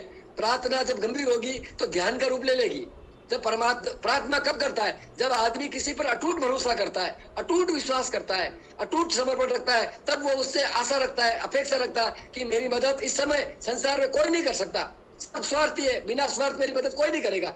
लेकिन परमात्मा एक ऐसी वस्तु है, परमात्मा एक ऐसी ताकत है, एक ऐसी शक्ति है जो निस्वार्थ भाव से मेरी मदद कर सकता है, मुझे इन दुखों से बाहर निकाल सकता है, मुझे समस्याओं से बाहर निकाल सकता है। तो प्रार्थना 24 घंटे कर सकता है मनुष्य, और प्रार्थना करने में वो अपने गुरु का स्मरण करता है, मतलब हर पल उसको वो अपने गुरु के प्रति आसक्ति रहता है। मेरा गुरुदेव ऐसा कर देगा, मेरा गुरुदेव ऐसा कर देगा, मेरे गुरु मेरी मदद करेगा, मेरे को गुरु एक विश्वास बनाती है प्रार्थना। गुरु के प्रति विश्वास एक विश्वास बढ़ाता है, आपको जीने के लिए हिम्मत प्रदान करता है। जैसे आज एक गुरु भाई का फोन आया, उन्होंने मुझे फोन किया कि भगत सिंह जी, मैं 3 साल से गुरुदेव के मंत्र का जप कर रहा हूँ, लेकिन मेरे ऊपर बहुत कर्जा हो गया, अब मैं आत्महत्या करने जा रहा हूँ, मैंने आखिरी फोन आपको किया।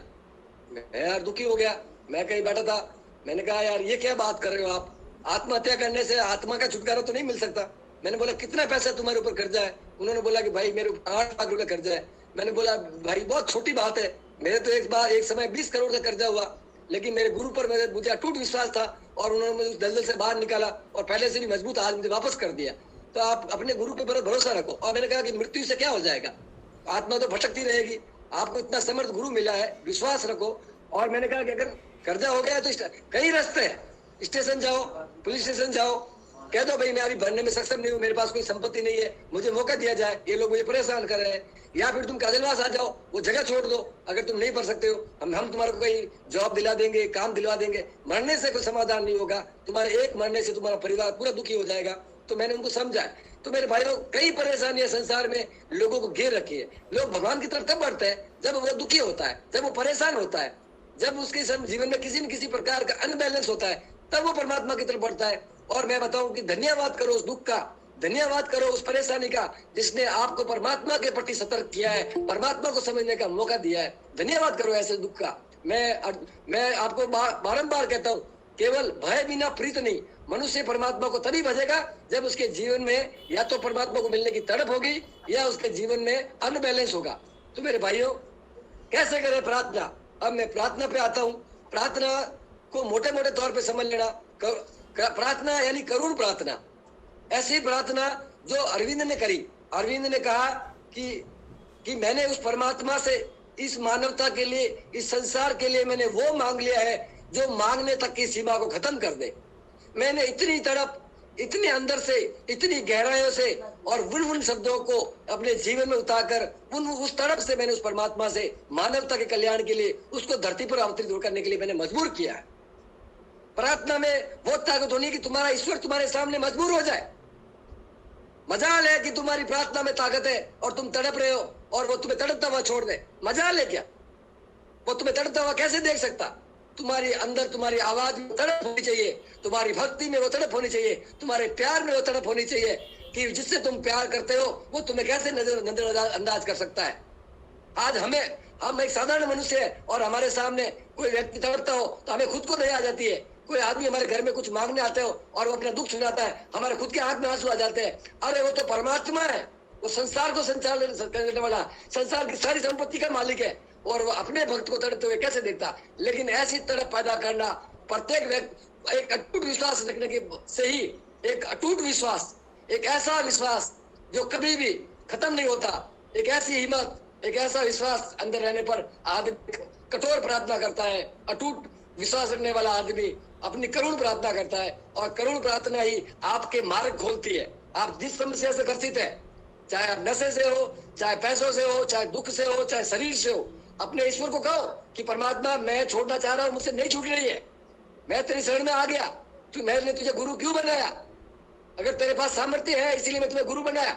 मैं दुनिया में भटक कर मैं तेरी शरण में आया हूँ, मेरे दुख को दूर करो।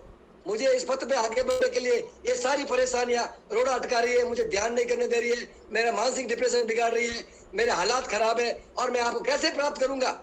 मैं आपको गुरु बनाया हूँ, आप परमात्मा है, मैं आपको मेरे दुख लेकर आपके चरणों में आया हूँ और आप मुझे दुखों से मुक्ति दिलाओ, तभी जाकर मैं आपके पथ पे आगे बढ़ूंगा। जब मेरे अंदर कुछ बदलाव आएगा तो मैं लोगों को बताऊंगा भाई मैं गुरु से जुड़ा हूँ, मैं तो खुद दुख देख रहा हूँ, आप लोगों कह रहा हूँ गुरुदेव से जुड़ो। कैसे भाई? तो परमात्मा पहले मेरे अंदर बदलाव करो, मेरे जीवन में बदलाव करो, ऐसी करुण प्रार्थना, ऐसा विश्वास रखने पर आदमी, मैं बताऊं कि वो सब कुछ सुनता है, वो सब देखता है, वो सब सुन रहा है, वो सब देखता है, पूरे संसार का संचालन वो करता है। वो फिल्म मेकर वही है जिसने हमारी सबकी फिल्म बनाई है अपने कर्मों के हिसाब से। हाँ, हम जो दुख देख रहे हैं वो उसका दोषी परमात्मा नहीं है, क्योंकि हम अपने कर्मों से दुख देख रहे हैं। लेकिन ये गुरु मिल गया, इसका मतलब वो आपका समस्या का समाधान चाहता है, वो आपकी मदद करना चाहता है, इसलिए वो गुरु बन के आया। लेकिन अब आप उसका पात्र बनना पड़ेगा, उसके लिए योग्य पात्र बनना पड़ेगा। उसी व्यक्ति को दिया जाएगा जो प्रयास करेगा। विवेकानंद ने साफ शब्दों में कहा था कि हर चीज को पाने के लिए प्रयास करना पड़ता है, उसी प्रकार परमात्मा को पाने के लिए भी प्रयास करना पड़ेगा। कोई चमत्कार होने वाला नहीं है, एक प्रक्रिया है, उससे गुजरना पड़ेगा। रामकृष्ण परमहंस ने स्वामी विवेकानंद को कहा कि हाँ, मैं तुम्हें भगवान को दिखा सकता हूँ, लेकिन हे रामकृष्ण विवेकानंद, तू जा उस माली के उस मंदिर में और जाके मैं तुझे आज मेरा गुरु बनता हूँ और मैं तुझे जो मंत्र देता हूँ उसकी आराधना कर। तो माँ उसने उस प्रक्रिया से वो गुजरे तो माँ का साक्षात्कार हुआ। ईश्वर है, ईश्वर को हमने देखा, और जिसने नहीं देखा वो काजलवास में साक्षात विराजमान है। अगर भौतिक रूप से देखना चाहता है और आध्यात्मिक रूप में देखना है तो अपने भीतर जाके देखो, आपको आपका गुरु इतना समर्थ है कि आपको उसका साक्षात्कार करवाएगा। मैंने एक बार पूछा कि ये परमात्मा आपका चेहरा कैसा है, मैं आपको देखना चाहता हूँ कि आप जो दिव्य अवतार में है जो विराट स्वरूप में है, आप कैसे हो। तो उनका जो चेहरा मैंने देखा, मोर का पंख होता है ना, कलर, मोर के पंख का कलर, तो उन्होंने एक क्षण के लिए मेरे सामने से वो आकृति गुजारी। इतना सुंदर चेहरा, इतना मनमोहक चेहरा, और इतना चपटा हुआ और इतना सुंदर, मतलब इतना मोटा चेहरा भी नहीं, एकदम पतला, और इतना खूबसूरत, उसका उनका कलर ही अलग था, उनके असली स्वरूप का मुझे। और फिर बाल स्वरूप में, कि वो मैं इस संसार में बाल स्वरूप में रहता हूँ, फिर वापस कृष्ण के बाल स्वरूप में दिखाई दिए और फिर गायब हो गए। तो देखो भाई, ये मैं पागल था तब की बातें बता रहा हूँ। जब बुद्धि आई, बुद्धि लगाई, दिमाग लगाया, होशियारी करी, तब तो मैं खुद ही भटक गया। वापस जाके उनके चरणों में गिरा, गलतियों की माफी मांगी, क्षमा मांगी, हाथ जोड़ा, बदलाव किया, मेरे भीतर जाके देखा, हर गलती पर सुधार किया, हर गलती के लिए माफी मांगी, अपने पूर्व पिछले जन्मों से हर व्यक्ति से माफी मांगी, जिनको मैंने देखा, जिसको मैं जानता हूँ, वो सब चीजों के लिए सबसे पहले मैंने अपने अहंकार पर काम किया, फिर मैंने मेरे ज्ञान पर काम किया कि मेरे पास जो ज्ञान है पहले मैं अपने ऊपर उतारूं, फिर मैंने अपने भीतर काम किया, फिर मैंने अपने बदलाव के लिए काम किया, फिर मैंने मेरी भक्ति पर काम किया, और फिर मैंने निरंतर प्रार्थना करता रहा। जहाँ जहाँ मैं अटकता रहा उससे प्रार्थना करता रहा, उससे हाथ जोड़ता रहा, उससे मांगता रहा, उनके सामने झुकता रहा। अपने अहंकार का हमेशा ही उसके सामने मैं अपना सर्टिफिकेट था कि परमात्मा देख, अब मुझे बैठने का भी अहंकार नहीं, मुझे बोलना के मैं हर शब्द में मेरे जीवन में कुछ नया होता तो गुरु की कृपा, अगर मैं गुरु के लिए कुछ करता तो गुरु की कृपा, हर शब्द में गुरु के प्रति समर्पित रहता, तब जाकर मुझे मेरे जीवन में वो सफलता प्राप्त हुई। और इसी तरीके से आप लोग अगर आगे बढ़ोगे तो आपके जीवन में भी सफलता प्राप्त होगी। प्रयास करना पड़ेगा, प्रार्थना नियंत्रण करनी पड़ेगी, अपने बदलाव के लिए, मानवता के कल्याण के लिए, संसार के लिए, और गुरु भाई के उत्थान के लिए, महामिशन के लिए अपने त्याग का प्रमाण देना पड़ेगा, अपने जीवन का प्रमाण देना पड़ेगा, ईश्वर का विश्वास जीतना पड़ेगा कि हे परमात्मा, चाहे पहले कैसा भी था, अब तू मिल गया, अब मैं ऐसे कोई काम नहीं करूंगा जो तुझे पसंद नहीं है, अब मैं तेरी शरण में रहूंगा, एक क्षण भी तुझसे दूर नहीं होऊंगा, हर हालात को बर्दाश्त कर लूंगा, जाए विधि आके राम ताई विधि रहिए, किसी भी हालात में मैं तेरे पे भरोसा रखूंगा, जारी रखूंगा, और मैं तुझे छोड़कर नहीं जाऊंगा।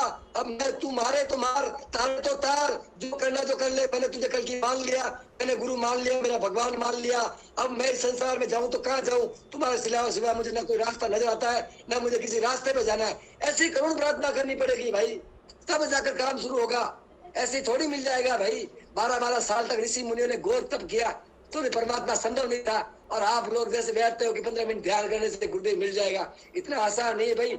पता नहीं कितनी योनियों के कर्म हमारे साथ में हम बांध के आए, वो सारे पहले वो काटेगा, उसका हिसाब चुकता करना पड़ेगा, लेकिन प्रार्थना में ताकत होगी। गुरु को अगर मजबूर कर दोगे, गुरु को आपको तड़पते हुए जान जाएगा। गुरु को अगर ये भरोसा दिला दोगे कि तुम उसके बिना नहीं जी सकते, वही तुम्हारा सहारा है, तुम उससे ज्यादा संसार में किसी को प्यार नहीं करते, तो वो तुम्हें कभी किसी चीज से दुखी नहीं होने देगा। वो तुम्हारी हर समस्या में समाधान निकालेगा, तुम्हें रास्ता दिखाएगा, तुम्हारी मदद करेगा, किसी न किसी माध्यम से तुम्हें मार्ग दिखाएगा। जय गुरुदेव, जय भारत। जय गुरुदेव, जय गुरुदेव। बहुत बहुत धन्यवाद भगत भाई, बहुत बहुत धन्यवाद, आपने प्रार्थना के बारे में बहुत अच्छा बताया कि हमें प्रार्थना एक सरल से जय दादा गुरुदेव। बहुत ही सुंदर प्रार्थना हो गई।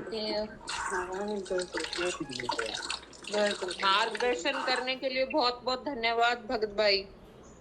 तो करुण प्रार्थना जो है गुरुदेव से लड़ाई कर लो एक तरह से कि तो दे सकता है, तुझे देना होगा। तो बहुत बढ़िया, बहुत किसी को प्रश्न पूछना है भगत भाई से कुछ प्रार्थना के विषय पे, या कुछ ऐसा आपको लगता है जो आपको पूछना चाहिए अपनी साधना के विषय में, तो आप पूछो। प्रार्थना के विषय में पूछना चाहते हो, कुछ भी आप बात करना चाहते हो तो आप बात करो। यूट्यूब पे जो भी गुरु भाई हैं, गुरु बहनें हैं, आप भी पूछ सकते हो, आप लिख सकते हो यहाँ पे प्रश्न। तो मैं हाँ, इस समय हमें कम से कम 100 लोग जो हैं, 100 लोगों ने सुना है, 100 से ज़्यादा ही हैं।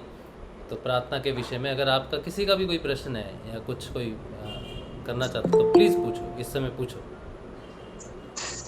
जय श्री गुरुदेव भाई जी। हाँ जी सुधा जी। आप मैं अपने पापा की वीडियो आपको जरूर दिखा रही हूँ। मैं भाई जी से पूछना चाहती हूँ कि मैं ऐसी स्थिति में किस तरह की प्रार्थना करूँ, क्योंकि मेरे पापा हॉस्पिटल से तो ठीक आए थे, अपने पैर पे चल के बेड पे बैठे हैं, और आज सुबह से मेरे पापा इसी तरह से कंटिन्यूस ये गर्दन इस तरह मूव कर रही है और कुछ नहीं बोल रहे हैं, खाना पीना कुछ नहीं है, बस चम्मच से हम लोग जल उनके मुंह में डाल रहे हैं सुबह से। बात भी नहीं कर रहे भगत भाई? भी नहीं कर रहे हैं, उनकी जबान जैसे बिल्कुल सूख गई है, सुकड़ रही है। क्या क्या क्या उम्र है इनकी, क्या उम्र है? 57 ना 65 के आसपास, 67। डॉक्टर को दिखाओ ना वापस लेके जाकर, ज्यादा सीरियस हो रहे तो। डॉक्टर के पास, डॉक्टर से सब कुछ हमने रिपोर्ट करा, रिपोर्ट्स तो वो नॉर्मल बोल रहे हैं। अभी वो इतना तड़प रहे हैं तो उनको प्राथमिक उपचार दो पहले, फिर मैं बताता हूँ रास्ता तो बाद में। अभी इतना तड़प रहे हैं, फिर आप ऐसे हाल में घर पे क्यों लेके बैठे? मुझे समझ में नहीं आई बात। भाई गुरुदेव ने कभी विज्ञान के लिए मना ही नहीं किया है। विज्ञान भी तो हमारा एक आध्यात्मिकता का हिस्सा है। तो आप अभी इतना तड़प रहे हैं तो अभी फिलहाल अभी तो आराधना करने की स्थिति में है नहीं, ये तो ध्यान करने की स्थिति में है नहीं, तो तुमको प्रॉपर ट्रीटमेंट तो कराओ ताकि इनको थोड़ा रिलीफ मिले, ऑक्सीजन मिले। तड़प रहे कर रहे हैं इनके लिए, नहीं वहाँ से ठीक आए थे, आज ही सुबह इनकी कंडीशन इस तरह की अभी देखो बहुत तड़प रहे हैं। अभी पहले तुरंत पहले ये काम करो, फिर मेरे नंबर ले लेना, मैं आपको एक रास्ता बताऊंगा। विवेकानंद का एक बात बताऊंगा जो अभी चलो अभी सुनना चाह रहे तो सुन लो। विवेकानंद ने कहा कि अगर आप किसी दूसरे का दुख नहीं देख सकते तो परमात्मा से उस व्यक्ति के लिए उसका दुख अपने ऊपर लेने के लिए प्रार्थना कर सकते हो। आदान प्रदान भी एक आध्यात्मिकता का नियम है, गुरुदेव ने कहा था और विवेकानंद ने कहा था, मेरे गुरुदेव ने कहा था कि अगर संसार में किसी का दुख अपने ओर लेकर उसके लिए प्रार्थना करके उसके कर्मों का फल तुम भुगतना चाहो तो भुगत सकते हो, लेकिन उसको मैं उसे रियायत दे सकता हूँ एक शर्त पर। ऐसा ईश्वर का विधान है कि भाई कोई व्यक्ति दुखी है और उसका दुख आप नहीं देख पा रहे हो तो उसके कर्म अपने ऊपर लेते हुए फिर भविष्य में मैं इसका प्रायश्चित कर लूंगा आपकी भक्ति करके या इस मार्ग पे, और उनको शांति हो। तो ऐसे व्यक्ति को शांति भी दे सकते हैं, मुक्ति भी दे सकते हैं, या सीधा राम राम सत्य भी कर सकते हैं। मतलब वो ईश्वर के ऊपर है, हमारे ऊपर कुछ भी नहीं है। तो इनका दुख नहीं दे सकते हो तो इनके लिए आप प्रार्थना कर सकते हो कि परमात्मा मैं आराधना कर रही हूँ, मेरे पिता जी है, मैं इनका दुख नहीं दे सकती, इनके लिए रास्ता निकालो। तो वो बेहतर रास्ता निकालेंगे जो इनके लिए अच्छा होगा, जो हमारी बुद्धि से परे होगा। ये मैं बता सकता हूँ, लेकिन अभी इसमें इनको प्रॉपर इलाज की आवश्यकता है, प्रॉपर इलाज कराओ। जी जी जी ठीक है भाई जी। एक बार डॉक्टर से दिखा लो, एक बार डॉक्टर से बात करो सुधा, क्योंकि उनको क्या तकलीफ हो रही है, ऑक्सीजन की कमी हो रही है, क्या हो रहा है तो समझ में नहीं आ रहा, तो तड़प रहे हैं। प्रॉपर सांस सब कुछ सही ठीक है, हाँ लेकिन क्या है कि इनके अंदर जो नेगेटिविटी मीन्स हम महसूस कर पा रहे हैं हमारे बाबा, क्योंकि जब जितनी बार हम इनके पकड़ रहे हैं ना, तो ये जैसे हमारे बाबा जी की हैबिट थी गालियां देने की, वो सब ये कर रहे हैं, वो बोल रहे हैं उस तरह का, बाकी कुछ नहीं है। खाना नहीं खा रहे हैं, ये वही चीज है। आज इनकी जबान में देखी, बिल्कुल जबान में एकदम सुकड़ जैसी गई है, जबान उठ नहीं पा रही, कुछ आज नहीं बोल रहे कुछ भी। इसी तरह से बस शोर यही कर रहे हैं, इसी तरह का शोर कर रहे हैं, गर्दन हिल रही है इसी तरह से। वैसे बॉडी के अंदर वैसे कुछ प्रॉब्लम मुझे नजर नहीं आ रही हम लोगों को। डॉक्टर्स ने तो ये बोल दिया था कि ठीक है आप ले जाओ, ये खाना खाएंगे तभी इनको दवाई भी लगेगी, लेकिन दवाई लगनी भी है, खा ही नहीं रहे हैं। जैसे एक बाइट भी मुंह के अंदर डाल रहे हैं, उल्टी कर दे रहे हैं तुरंत, दवाई भी जा रही है वो भी उल्टी कर दे रहे हैं तुरंत। देखो सुधा बहन, इनको जो प्रॉब्लम है मुझे समझ में आ रही है, लेकिन अभी इनको थोड़ा नींद और आराम की आवश्यकता है और डॉक्टर को के पास लेके जाओ। इनको प्रॉपर इंजेक्शन लगाकर इनको कुछ अलग की प्रॉब्लम हो रही है, तो अभी फिलहाल इनको रेस्ट की आवश्यकता है। अभी क्या है कि ये तो ध्यान करने की स्थिति में नहीं है, और आप भी इनको देखकर परेशान हो तो आप भी नहीं कर पा रहे, तो इस समय आप इनको या तो कोई प्रॉपर डॉक्टर को दिखा के एक बार दिखाओ, इनको दिखाओ। गुरुदेव से प्रार्थना करते हैं हम सब लोग कि जल्दी ठीक हो जाएंगे, स्वस्थ हो जाएंगे, हम लोग सब प्रार्थना करेंगे। जी जी जी जी, जय श्री गुरुदेव भाई, धन्यवाद। देखो अभी इतना तड़प रहे हैं और आप लोग फिर ऐसे हल्के में लेके बैठे हो, अच्छी बात नहीं। दिखाओ डॉक्टर से, थोड़ा सा पूछ लो, अगर नींद का इंजेक्शन देते हैं आराम के लिए तो उनसे पूछ लो एक बार। उनका रेस्ट करना ज़्यादा ज़रूरी है इस समय, तो एक बार डॉक्टर की सलाह लो कि क्या नींद का इंजेक्शन देके इनको सुला सकते हैं, सलाइन चढ़ाओ, अगर खाना नहीं खा रहे हैं तो सलाइन तो दे सकते हैं। तो ये 2-3 चीज़ें डॉक्टर से कंफर्म करो कि खाने पीने के लिए क्या करें, और नींद के लिए अगर डॉक्टर कुछ कर सकते हैं। सारे गुरु भाई से निवेदन है कि इनके पिताजी के लिए एक बार सब हाथ जोड़ के प्रार्थना करें कि गुरुदेव इनको जल्दी स्वस्थ करें, लेकिन जल्दी से जल्दी इन डॉक्टर इनको अब रेस्ट की बहुत ज्यादा आवश्यकता है। ये तड़प रहे हैं, इस समय इनको रेस्ट के लिए डॉक्टर को, प्रॉपर डॉक्टर को बुला लो, लोकल डॉक्टर को बुला के इनको जो भी है ग्लूकोज चढ़ाना है या फिर कोई नींद की गोली देनी है या जैसा भी है, तो इनका इलाज कराओ भाई, लेके मत बैठ रहे हो। बाकी आगे नेक्स्ट किसी का कोई सवाल हो। चलो, अब सुधा के पिताजी के लिए हमने 2-3 दिन ध्यान भी किया, और अभी उनकी तबीयत ऐसी है कि तड़प रहे हैं, एक तरह से कुछ ना कुछ विचलित कर रहा है उन्हें।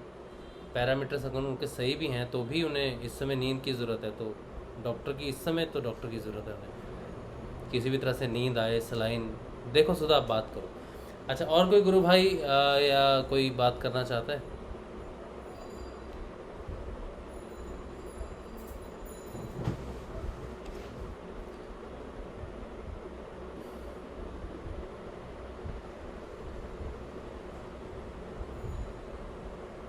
जय गुरुदेव।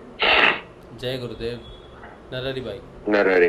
हाँ जी। हाँ, जैसे अभी भगत जी ने कहा कि ये अपने विवेकानंद जी का कुछ उदाहरण देके कहा कि किसी की परेशानी है तो मैं उसका प्रायश्चित करूंगा, और उसको हम देख नहीं पाते तो उसके लिए ऐसी प्रार्थना कर सकते हैं। इसका मतलब उनके कर्म प्रारब्ध को अपने पे लेना और फिर उसके निवारण के लिए वापस तप करना, बात अगर होती है तो फिर ये जैसे बंधन का कारक नहीं बन जाता है कि क्योंकि संसार में या तो प्रार्थना में हम पहले प्रार्थना की जो बात है वो तो परोपकार के लिए अगर हम करते हैं किसी से प्रार्थना किसी के लिए, तो हम किसी का कष्ट ले, ये थोड़ा बंधन वाला नहीं बन जाएगा इसमें?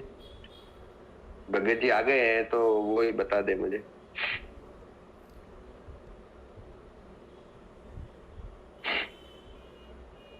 भगत भाई।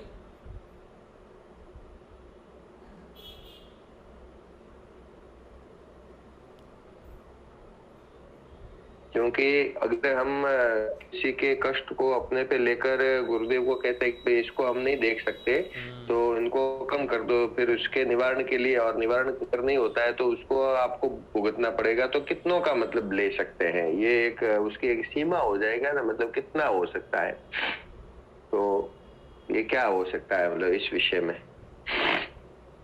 प्रार्थना हम करते हैं कि भाई सबका, गुरुदेव तो सबका कल्याण करते हैं, सबका उपकार करते हैं, सबकी परेशानियों को दूर करते हैं। गुरुदेव अब भी हम कहेंगे इनके भी है जो भी कष्ट है तो गुरुदेव इन पर कृपा करे और इनको भी मार्गदर्शन करे, और जो भी तकलीफ है तो गुरुदेव दूर करे।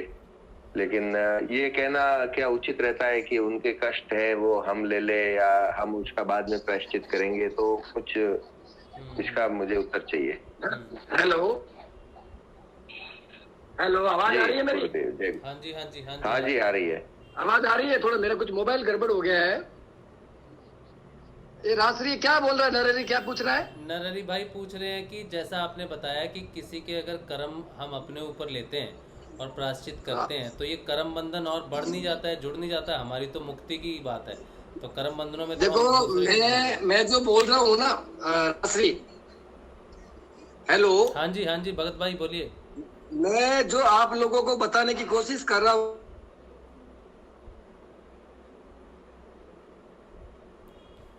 आवाज नहीं आ रही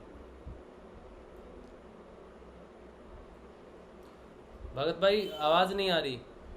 दूसरे फ़ोन से आप लॉगिन करिए ना, जो पहले जो चल रहा था कनेक्शन अच्छा चल रहा था।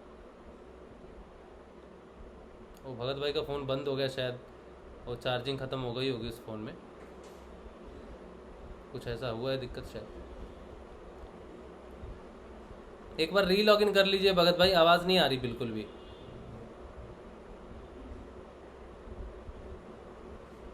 अच्छा, जब तक उनका री लॉगिन हो, अभी तो शायद हैंग हो गया है।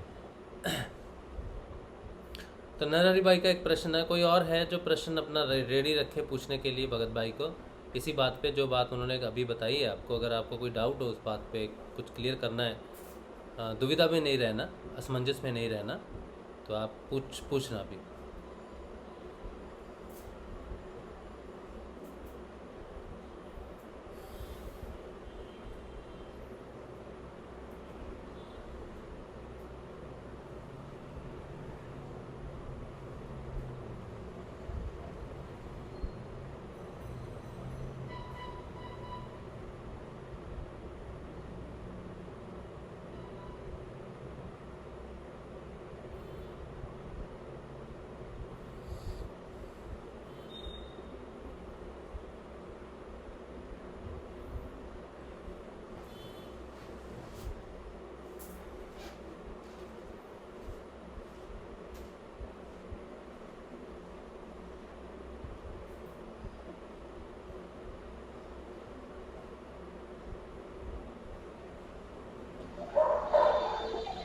जय श्री गुरुदेव। हाँ जी नरेश भाई। ये चीज मतलब मेरे साथ हुई थी एक बार कि जैसे हम किसी और के लिए प्रार्थना करना चाहते हैं कि जो हमारे अपने हैं वो किसी कष्ट से मुक्त हो जाए, तो उसके लिए मैंने यही था कि मन में कि कैसे मुक्त होंगे, क्या वो हमारे ऊपर कर्म आएंगे या फिर उनका क्या निवारण होगा। तो उसके लिए मुझे जहाँ तक जो चीज समझ में आई वो ये थी कि आपकी आवाज बहुत धीमी आ रही है नरेश भाई, जरा जोर से बोलिए। हाँ, माइक जरा पास रखिए। तो उसमें जहाँ तक मुझे समझ में आया वो ये था कि इन सब चीजों को करने के लिए हमारा गुरु के प्रति श्रद्धा और उतना तप होना चाहिए। अच्छा, आ रही है आवाज? हाँ, एक सेकंड में अब आ रही है आवाज? हाँ आवाज आ रही है। हाँ, कि हमारी भक्ति इतनी होनी चाहिए कि हम उनके कर्म अपने पे ले सकें। उसके लिए हमारा स्वयं का मंत्र जाप ज्यादा से ज्यादा होना चाहिए, तब हम उनका कुछ अपने पे ले पाएंगे। हमारे अकाउंट में ही कुछ नहीं होगा तो हम क्या करेंगे किसी के लिए? आज हम किसी की फाइनेंशियली हेल्प भी करते हैं, तभी कर पाएंगे ना जब हमारे खुद के अकाउंट में कुछ होगा। तो ये बात आपको किसने बताई? ध्यान में पता चली? नहीं, ये आत्ममंथन मतलब मन में जो विचार चल रहे थे कि मैंने किसी के लिए कुछ मांगा तो वो पूर्ण कब होगा, कैसे होगा। तब वो एक स्थिति ऐसी है कि उस समय आपके खुद के पास तब होना चाहिए। आपने खुद ने अगर गुरु भक्ति की है और इतना मंत्र जाप किया है तो वो चीज इजीली निकल जाएगी। अगर वो कर्म तो आपको भुगतने ही है, ऐसा कुछ। अच्छा, आपका ये मंथन था। भगत भाई से भी एक बार पूछ लेते हैं कि ये कैसे संभव है ना। भगत भाई, उनका कनेक्शन नहीं हो पा रहा है शायद, किसी वजह से उनका फोन का कनेक्शन नहीं हो रहा। मेरी आवाज आ रही है रात्रि? हाँ जी भाई, हाँ जी। अरे वो नेट खराब हो गया अचानक, थोड़ी तामसिकता परेशान कर रही है। हाँ, और फिर मैंने मेरे बेटे के मोबाइल से ज्वाइन किया है। अभी वो क्या थोड़ा नेट खराब हो गया मेरा। अच्छा, आवाज बिल्कुल नहीं आ रही। अच्छा भाई, ये जो प्रश्न है ना, ये प्रश्न था नरहरि भाई का कि किसी का कर्म अपने ऊपर लेना ये कैसे संभव है, और इससे हम विवेकानंद की एक बुक का, मैं इनको एक विवेकानंद की बुक के बारे में, रामकृष्ण परमहंस और विवेकानंद की एक बुक लिखी हुई है। अच्छा, इसमें आदान प्रदान के बारे में जो लिखा हुआ है उनको मैं भेज दूंगा, तो वो पढ़ लेंगे तो उनको समझ में आ जाएगा कि विवेकानंद क्या कहना चाह रहे थे। और गुरुदेव ने भी एक जगह लिखा है बाइबल की भविष्यवाणी में, वो भी चैप्टर में इनको व्हाट्सएप में भेज दूंगा। अच्छा, वो गुरुदेव ने कहा है कि अगर कोई आपका अति प्यारा है और आपका कांटेक्ट किसी समर्थ गुरु से हो गया है, आपका ध्यान लग रहा है, आप करुण प्रार्थना दिल से कर रहे हो किसी के लिए, और किसी का दुख नहीं देख सकते, तो आप उसके लिए प्रार्थना कर सकते हो। अगर वो समर्थ नहीं है प्रार्थना करने में, तो जैसे कोई लास्ट स्टेज का पेशेंट है या ज्यादा कोई जो घायल है या छोटी उम्र में कोई एक्सीडेंट हो गया हो, ऐसे व्यक्ति के लिए आपका आनंद प्रेम है, उसके लिए तो आपकी लाइफ में बड़ा इंपॉर्टेंट है, तो वैसे व्यक्ति के लिए आप आराधना कर सकते हो। जब वो उस हालात में नहीं हो, आराधना करने की हालात में नहीं हो, तब हालात। तो एक बार क्या हुआ था कि ऐसे ही मैंने एक एक्सपेरिमेंट किया। हाँ। मैंने कहा ना गुरुदेव की हर बातों पर मैंने एक्सपेरिमेंट किया। मेरे एक दोस्त के पिताजी थे, तो मुझे दोस्त बहुत प्यारा था, लेकिन उसके पिताजी ज्यादा बीमार रहते थे और बहुत करोड़ों लाखों रुपए उनके खर्च हो रहे थे। तो मैं उनके घर पे गया, तो उसने मेरे से रिक्वेस्ट किया, तू गुरु भाई, तेरे गुरु सुनते हैं, गुरु से तू, तेरे गुरु से बहुत अटैचमेंट है, बहुत प्यार करता है, तो मेरे पिताजी के लिए कर। तो मैंने उसके घर पे बैठकर एक करुण प्रार्थना गुरुदेव से करी, और 15 मिनट के बाद उसके पिताजी की डेथ हो गई। अच्छा। अब मैंने तो प्रार्थना करी, डेथ हो गई। वो तो बोला यार तू तो ठीक करने के लिए प्रार्थना करी यार, ये तो मेरे पिताजी से चले गए। चले गए। फिर मैंने कहा एक काम कर, ये मंत्र ले, ध्यान कर, तेरे इसके सवाल का जवाब मिल जाएगा। 5 दिन के बाद उसको सपने में आके गुरुदेव ने बताया कि भगत सिंह के प्रार्थना करने पर मैंने तेरे पिताजी को जन्मों जन्मों के बंधन से मुक्त कर दिया है। अच्छा। उसने इतनी करुण प्रकार की कि वो उसके जीवन में इतने दुख थे कि और तड़पते, कई दिनों तक और तड़पते, और कोई इलाज नहीं होता इनका, और ये बहुत दुखी थे। और इनको तुम्हारे पिताजी को शांति मिल गई है, और तुम्हारा पैसा बर्बाद होने से बच गया है, और तेरे पिताजी को जन्म मरण के बंधन से मुक्त कर दिया है। फिर वो शिष्य गुरुदेव से जुड़ा, और आज तक भी मेरे गुरुदेव का शिष्य है। अच्छा। तो ये परमात्मा का खेल है भाई, हमारी बुद्धि का खेल नहीं है। अच्छा, इस पे एक प्रश्न जो यहाँ पे नरहरि भाई का जो प्रश्न है, वो कहते हैं कि आपने अगर उनके लिए प्रार्थना की तो क्या उनका कर्म आपके ऊपर आ गया क्या, जो उन्होंने क्या वो मुक्त हो गए? एक बात है, गुरुदेव ने कहा, एक बार गुरुदेव को मैंने पूछा, देखो बहुत अच्छी बात है, देखो सुनना चाहता है तो बोलता हूँ। फालतू में अगर टाइम पास करना है तो मेरी एनर्जी वेस्ट मत करना। नहीं, बताइए। एक बार क्या हुआ कि मैंने गुरुदेव को मजाक में पूछ लिया, मैंने कहा गुरुदेव आपको चश्मा कैसे लग रहा है, आप कैसे बीमार हो? गुरुदेव मुस्कुराए। मैं क्या बोला पता है? अरे पागल, दुनिया के कितने कितने पापी मेरे शिष्य बन जाते हैं, पता नहीं कैसे कैसे पाप करके मेरे शिष्य बन जाते हैं, और मेरे पे भरोसा कर लेते हैं। प्रकृति को तो हिसाब देना पड़ेगा ना, तो मैं अपने ऊपर लेता हूँ उन्हें मुक्ति दिलाने के लिए। इसीलिए मुझे भी उन सारी प्रक्रियाओं से गुजरना पड़ेगा। मेरे जीवन में जो दुख है ना, वो मेरा नहीं है, मैं उन सब लोगों के दुख को अपने जीवन में लेकर झेलता हूँ। इसीलिए मुझे भी दुख बर्दाश्त करना पड़ता है। बाकी वो तो ब्रह्मांड का मालिक है, लेकिन वो कहते हैं कि मैं अपने सारे शिष्यों का भार अपने ऊपर लेता हूँ। एक गुरु बनना इतना आसान काम नहीं है बेटा, मुझे प्रकृति को हिसाब चुकाना ही पड़ता है उसके बदले में। तो वैसे के वैसे अगर आप किसी के प्रति प्यार करते हो, उनका जैसे एक मामूली बात है कि अगर कोई आदमी बीमार है, तो किसी दोस्त का बाप बीमार है या बेटा बीमार है, वो आर्थिक रूप से कमजोर है, तो हम उसको अपनी कमाई से 1 लाख 2 लाख पे हेल्प करते कि नहीं करते? करते हैं ना हेल्प, कि भाई वो ठीक हो जाए, अगले आदमी की हेल्प हो जाए। तो वैसे के वैसे संसार में अगर कोई दुखी है और आपका आनंद प्यारा है, जो ध्यान करने की स्थिति में नहीं है, उसका आप प्रार्थना करके उसका बोझ अपने ऊपर ले सकते हो, और समय रहते हुए परमात्मा उसके जो भी पाप है वो आपको प्रायश्चित करने पड़ेंगे।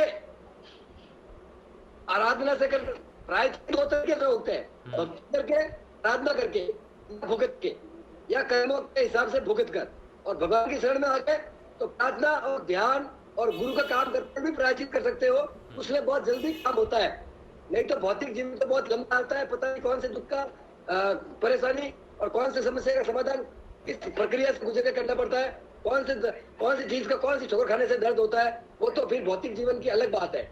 लेकिन अध्यात्मिक जगत में अगर कोई व्यक्ति जुड़ता है, ईश्वर की आराधना करके, प्रार्थना करके, भक्ति करके, जन कल्याण का काम करके प्रायश्चित भी कर सकता है। प्रायश्चित 2 प्रकार के होते हैं, एक तो भुगत कर भौतिक जीवन में परमात्मा से अपने कर्मों के आधार पर जो दंड मिला है उसको भुगतना, या फिर ईश्वर की शरण में जाके माफी मांग के ध्यान और प्रार्थना और मानव कल्याण के काम में लग के अपने जीवन में सुधार करके परमात्मा से माफी मांगते हुए प्रायश्चित कर सकता है। ये 2 प्रकार के प्रायश्चित भगवान ने मुझे बताया, ये बात है। अच्छा, चलो बाकी विवेकानंद के वो चैप्टर और गुरुदेव का चैप्टर मैं इनको भेज दूंगा, पढ़ लेगा। ओके। तो नरहरि भाई वो सबके साथ शेयर कर दें, ग्रुप्स में भी शेयर कर दें, ताकि जिनका डाउट होगा वो क्लियर हो जाएगा। ठीक है। अच्छा, और कोई गुरु भाई कुछ किसी का कुछ डाउट है इस चीज़ के विषय में, या फिर आज जो भी बात हुई है प्रार्थना पर, या फिर आपकी अपनी साधना को लेकर किसी का कोई डाउट है तो बताइए।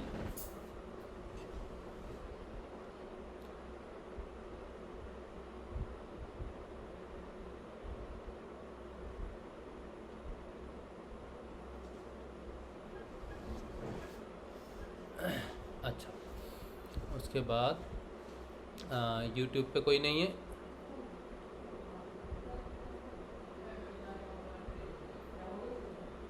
बताओ। हाँ जी, हाँ जी, कुछ बोल रहे भगत भाई? म्यूट है माइक। जैसे परिवार के काफी लोग जुड़ गए। हाँ हाँ जी, एक बात का जवाब है नरहरि के, हाँ, कि जैसे कि परिवार के काफी लोग जुड़ गए, हाँ, लेकिन घर में कोई पागल है, घर में कोई ऐसा पेशेंट है जो सुन नहीं सकता, समझ नहीं सकता, और परिवार के सारे मेंबर उससे परेशान है, और पूरा परिवार गुरुदेव से जुड़ गया। अब उस पागल को अगर गुरुदेव के ध्यान के बारे में बताओगे तो कैसे समझेगा वो? नहीं समझ पाएगा ना, नहीं समझेगा। हाँ। तो फिर ऐसे लोगों को मुक्ति कैसे मिलेगी?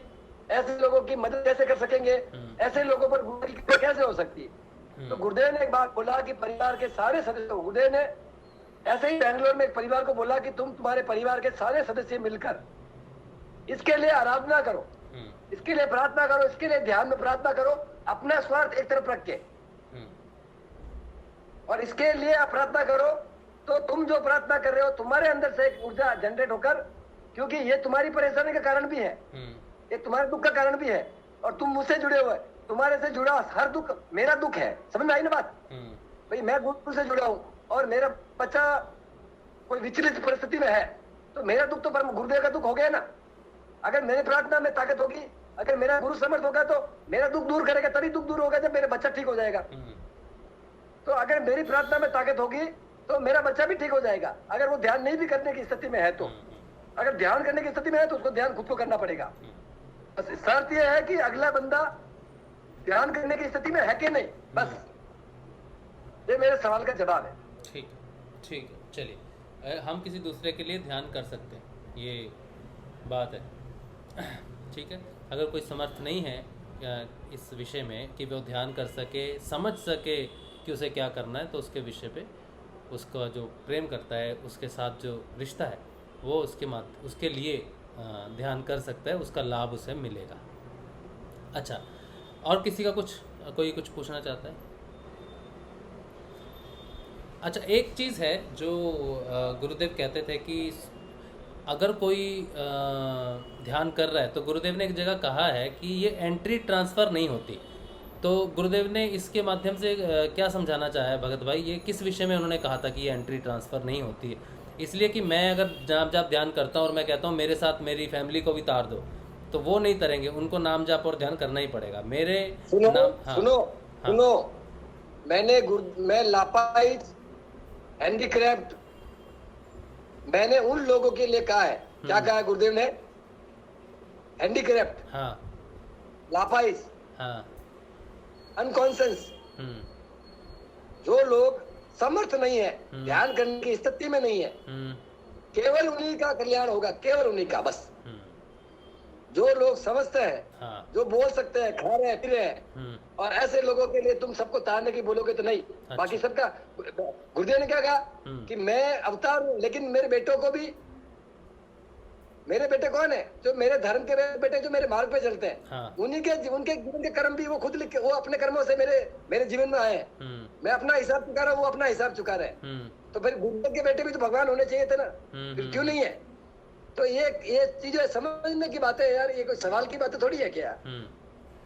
जो अनकॉन्शियस है, जो मजबूर है, जो स्थिति में नहीं है, जो बेड रेस्ट पे पड़ा है, इसको होश नहीं है, उन लोगों के लिए जिनको होश है, जो खा रहा है, पी रहा है, मौज कर रहा है, फिर उसके लिए कोई दूसरा आराधना करेगा तो काम नहीं आएगा भाई, ये ध्यान रखिएगा। हाँ, इस बात पे गुरुदेव ने एक बार कहा था कि एक व्यक्ति उनके साथ जुड़े थे और उन्होंने कहा कि उनका परिवार उनके साथ नहीं जुड़ रहा था, और वो गुरुदेव के पास आए तो उन्होंने कहा कि मैं बोल बोल के जाप एक करता चीज हूँ है, तो कहीं इससे एक चीज है राश्री कि अगर आप नियंत्रण ध्यान कर रहे हो तो आपके अंदर आसपास में ऐसी आभा और पॉजिटिव वातावरण हो जाएगा कि धीरे धीरे उन पर इफेक्ट होगा, वो धीरे धीरे आपको समझेंगे।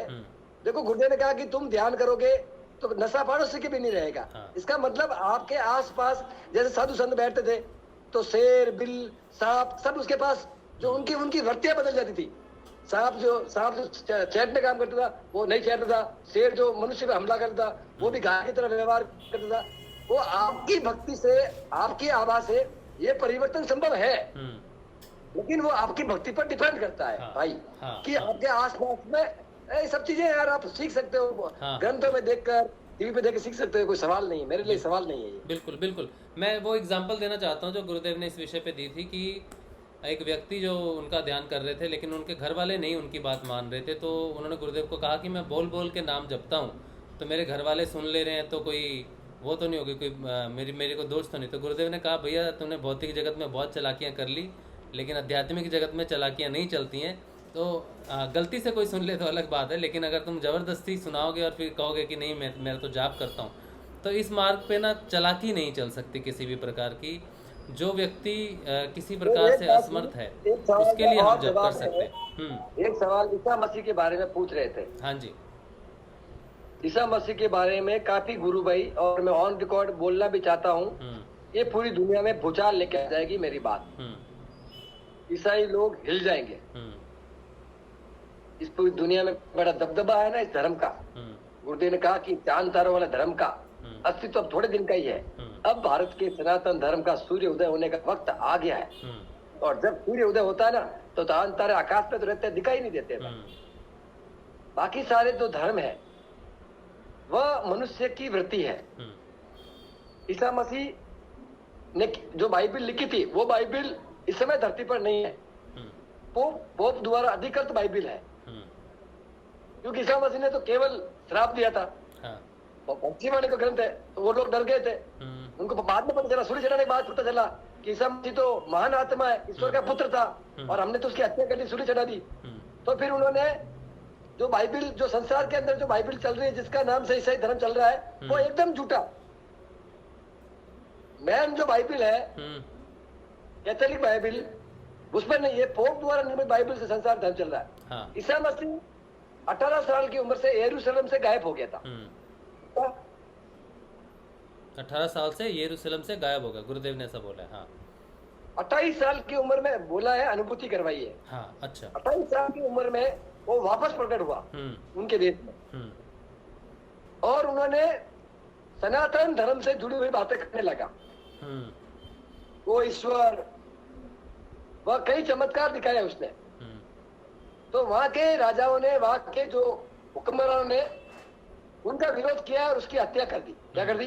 हत्या कर दी। वो जो बात कर रहा था उनसे हटकर थी, उनकी मानसिकताओं से हटकर थी। उन्होंने विरोध किया और उसकी हत्या कर दी। उनकी 40 दिन तक आत्मा भटकती रही, और उनके 40 शिष्यों को उन्होंने कुछ लिखवाया, जिसमें उन्होंने एक बात कही कि मैं नहीं जाऊंगा, मुझे मारने की ताकत संसार में किसी के पास नहीं है, लेकिन मैं नहीं जाऊंगा तो मेरा पिता परमेश्वर नहीं आएगा। मेरा पिता परमेश्वर आएगा, मेरा प्रतिशोध लेगा, मेरी बातों में से लेकर तुम्हें बताएगा, वह बपतिस्मा देगा, यानी दीक्षा। उनकी भाषा में बपतिस्मा है और हमारी भाषा में दीक्षा है। उन्होंने गुरुदेव के अनुरूप सारी बातें, गुरुदेव ने भी ईसा मसीह को लेकर बातें करी। तो वो ईसा मसीह का पिता परमेश्वर गुरु रामलाल जी से आ गया। वह इतने दिनों तक वह हिमालय में हमारे नाथ योगियों के संपर्क में रहा, ईसा मसीह। और ईसाई जो धर्म है, इसके पीछे आई लगता है ना, आपको पता है काजलवास में भी आई पंथी है। अच्छा। वहाँ ईसाई नाथ के नाम से ये जाना गया था। अच्छा। ये आने वाले वक्त में दुनिया को दिखेगा ध्यान के माध्यम से, जो मैं आज ही आपके सामने रख रहा हूँ। उसको ये बात का ज्ञान हो गया था कि संसार का सबसे बड़ा जो धर्म है वो सनातन धर्म है, और उनके जो ऋषि है वो हिमालय में है।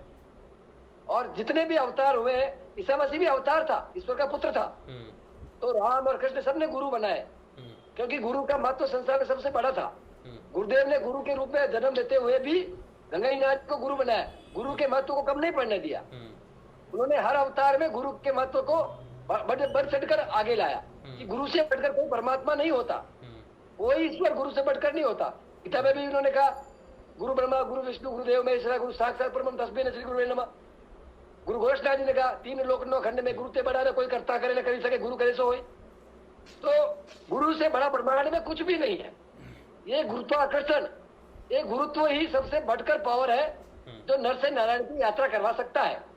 समर्थ गुरु के वही लक्षण होते हैं। तो आने वाले वक्त में मैं आपको बता दूंगा कि ये संसार के सारे जो धर्म है, एकमात्र जो सनातन धर्म है जो लाखों सालों पहले ईश्वर द्वारा निर्मित है, आपदाई लोगों ने, मुसलमानों ने, अंग्रेजों ने हमारे धर्म ग्रंथों को नष्ट कर दिया, हमारे साहित्यों को मिटाया, हमारे धर्मों में तोड़ फोड़ दी, हमारे धर्मों के अंदर स्वास्थ्य के हिसाब से लैंग्वेज को बदलाव कर दिया गया, जातिवाद का भेद भर दिया गया, हमें आपस में लड़ाकर हमारे धर्म के पत्र का काल चल रहा था।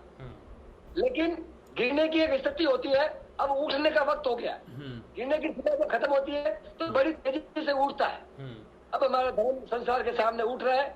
इसीलिए विवेकानंद ने कहा था कि भारत वापस विश्व गुरु बनेगा, तभी जाकर विश्व में शांति होगी और भारत अखंड होगा मेरे भाइयों। तो कर रहे हैं हम लोग, निकल चुके हैं इस क्रांति के लिए, आगे बढ़ चुके हैं, पीछे मुड़ के नहीं देखेंगे। आप सबको भी हमारा साथ देना है, हाथ जोड़ के निवेदन है। जय गुरुदेव। जय गुरुदेव।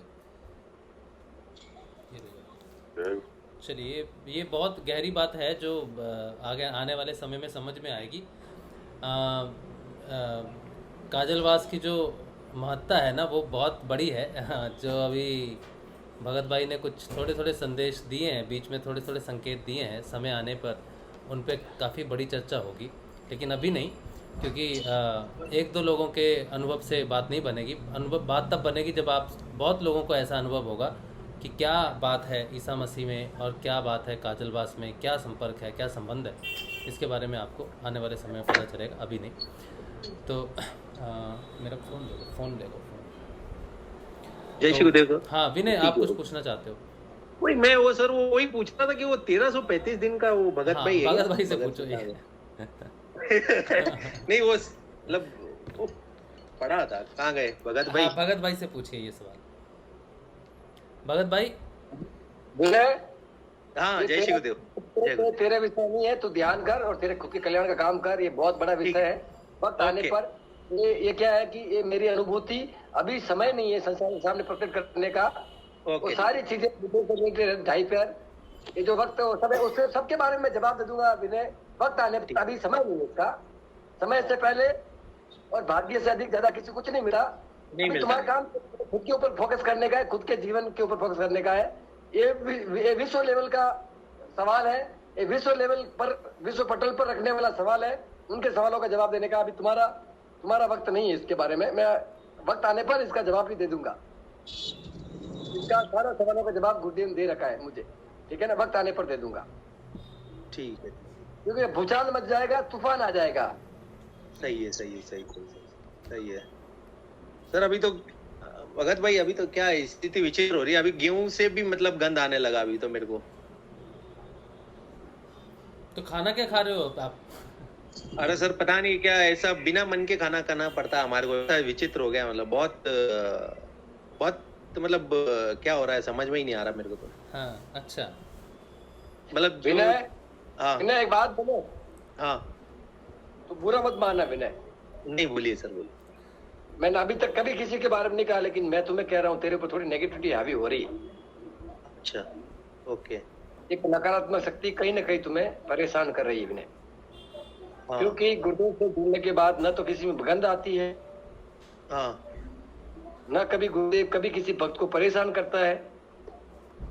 ये कहीं तू गलत डायरेक्शन में जा रहा है, मुझे ऐसा लग रहा है ना। क्योंकि गुरुदेव तो आनंद का स्वरूप है, वो तो आपको आनंद की तरफ लेके जाता है, वो तो परमानंद की तरफ लेके जाता है, वो त्रिगुणातीत है। अगर कहीं न कहीं मुझे लगता है विनय, तो एक काम कर, कल तुम मुझसे बात कर फोन में। मैं अभी सेशन में आकर वो सारी बातें करूंगा, अच्छा नहीं होगा तुम्हारे लिए। ठीक है। तो मुझे सब, मैंने सुबह मेरे नंबर लेके राशि से मुझसे बात कर, अच्छा ठीक, कहीं ना कहीं कोई नकारात्मक, क्योंकि कभी भी किसी चीज से गंध नहीं आ सकती गुरु भक्त को। अच्छा मेरे जीवन के व्यक्तिगत अनुभव और लाखों करोड़ों लोगों से मैं मिला हूँ गुरुदेव के महामिशन में, अंडमान निकोबार, श्रीलंका, पांडिचेरी, भारत के हर राज्य में गया, हजारों अच्छे से अच्छे गुरु भाइयों को जिनको गुरुदेव के साक्षात्कार हुए हैं, मैं ऐसे ऐसे लोगों से भी मिला हूँ, गुरुदेव के साथ भी रहा हूँ। तो मेरे साथ जो अभी आजकल हो रहा है, मुझे ऐसा लग रहा है कि शायद कोई नकारात्मकता या कोई गलत डायरेक्शन में तू गिर गया है, मुझे ऐसा लगता है। तू मुझे सिर्फ बात कर, मैं तेरे पर मैं तो कल काम करूंगा इसके ऊपर, मैं गुरुदेव से प्रार्थना करके। अच्छा ऐसा नहीं होना चाहिए तो तुम्हारे साथ हो रहा है, ऐसा होता नहीं है नॉर्मली। नहीं, मैं वो अपने अधीन रख, गुरुदेव सब अपने अधीन में रख के करवाते हैं। बिल्कुल बिल्कुल। नहीं, मैं सोच रहा हूँ कि मतलब कुछ कार्य हो रहा होगा, मतलब जो मेरी जो तामसिक चीजें, मतलब जो खाते हैं, मतलब छोड़ने के लिए, मतलब वो सब चीज हो रहा होगा कार्य अंदर से। कल बात कर, अभी तू शांत हो जा, कल बात कर मेरे से, फोन में बात कर। तू अपनी बुद्धि मत लगा, तू बहुत बुद्धि लगाता है अपनी बुद्धि मत लगा। ये ऐसा होता है, ऐसा सोच रहा हूँ, ये सोच रहा हूँ। तेरे सोचने से क्या होगा? तेरे सोचने से सब कुछ हो जाएगा क्या? गुरुदेव पे छोड़ा हुआ है, सोचने से कुछ नहीं, गुरुदेव के। उसीलिए मैं कह रहा हूँ कि तू मुझसे बात कर, गुरुदेव पे छोड़ा हुआ, इसलिए कह रहा हूँ। अच्छा, मैंने मेरे जीवन को सुन ले विनय, मैंने मेरे हर एक सांस को गुरुदेव के नाम कर दिया। मेरा क्या स्वार्थ है तेरे से, राष्ट्रीय के शासन से, लोगों से? मैं क्यों अपनी एनर्जी खराब करूं? मैं वही चाहता हूं तो मेरे गुरु चाहते हैं, मेरे गुरु मानव मात्र का कल्याण सब चाहते हैं, और उसी कार्य में उनका पद चिन्ह पर चल रहा हूँ। मेरा किसी से व्यक्तिगत कोई स्वार्थ नहीं है। समझ में आई ना बात? सही है। मुझे कोई बड़ा नहीं बनना आप लोगों के सामने, तो बड़ा ज्ञानी नहीं बनना मेरे को दुकानदारी नहीं खोलनी तो दूसरे पाखंडियों ने खोल रखी है, वैसे नहीं करना मुझे कुछ भी। मुझे मेरे गुरु के नजरों में, मेरे गुरु के सर्टिफिकेट चाहिए, मेरे गुरु के नजरों में उसके प्रति समर्पित हूँ, और गुरु मेरे पर हमेशा खुश रहे और उसके कार्य पे लगा रहूं, मेरा ये लक्ष्य है। बाकी मुझे किसी से कोई अपेक्षा नहीं, चाहे मेरे बारे में कोई कुछ भी सोचे। सही है, ठीक है विनय, आप बात कर लेना है भगत भाई से, ठीक है? नंबर नहीं है तो मेरे को आप मैसेज करना, मैं आपको भगत भाई का नंबर दे दूँगा, ठीक है? सुबह आप उनसे एक बार बात कर लो। ठीक है, जय श्री गुरु, जय श्री गुरु। चलिए, और कोई है किसी को कुछ प्रश्न, किसी का कुछ डाउट है तो आप बात कीजिए, कुछ और विषय पे बात हो सकती है या कुछ और है? जय श्री गुरुदेव। जय श्री गुरुदेव। मनोज भाई। सर, मेरे क्वेश्चन था कि जैसे शुरुआत में हम गुरुदेव से जुड़ते हैं तो कुछ विचारों से हमको मतलब शांत हो जाते विचार, मगर अचानक से साधना के बीच में वो विचार परिस्थितियां ऐसी हो जाती है कि नेगेटिविटी हावी होनी शुरू हो जाती है। जिन विचारों से हम पहले परेशान, जो कम हो गए थे, अचानक से इस पर ज्यादा हो जाते हैं। परिस्थितियां भी ऐसी बन जाती है कि वो विचारों को फोर्स मिलता है। ऐसे क्यों होता है? भगत भाई। अच्छा सवाल है, इसका जवाब मैं बहुत अच्छी तरह से दे सकता हूँ, क्योंकि इस प्रक्रिया से मैं भी गुजरा था जब शुरुआत में। एक्चुअल में क्या होता है राजश्री की, इस संसार में दो प्रकार की पावर काम कर रही है।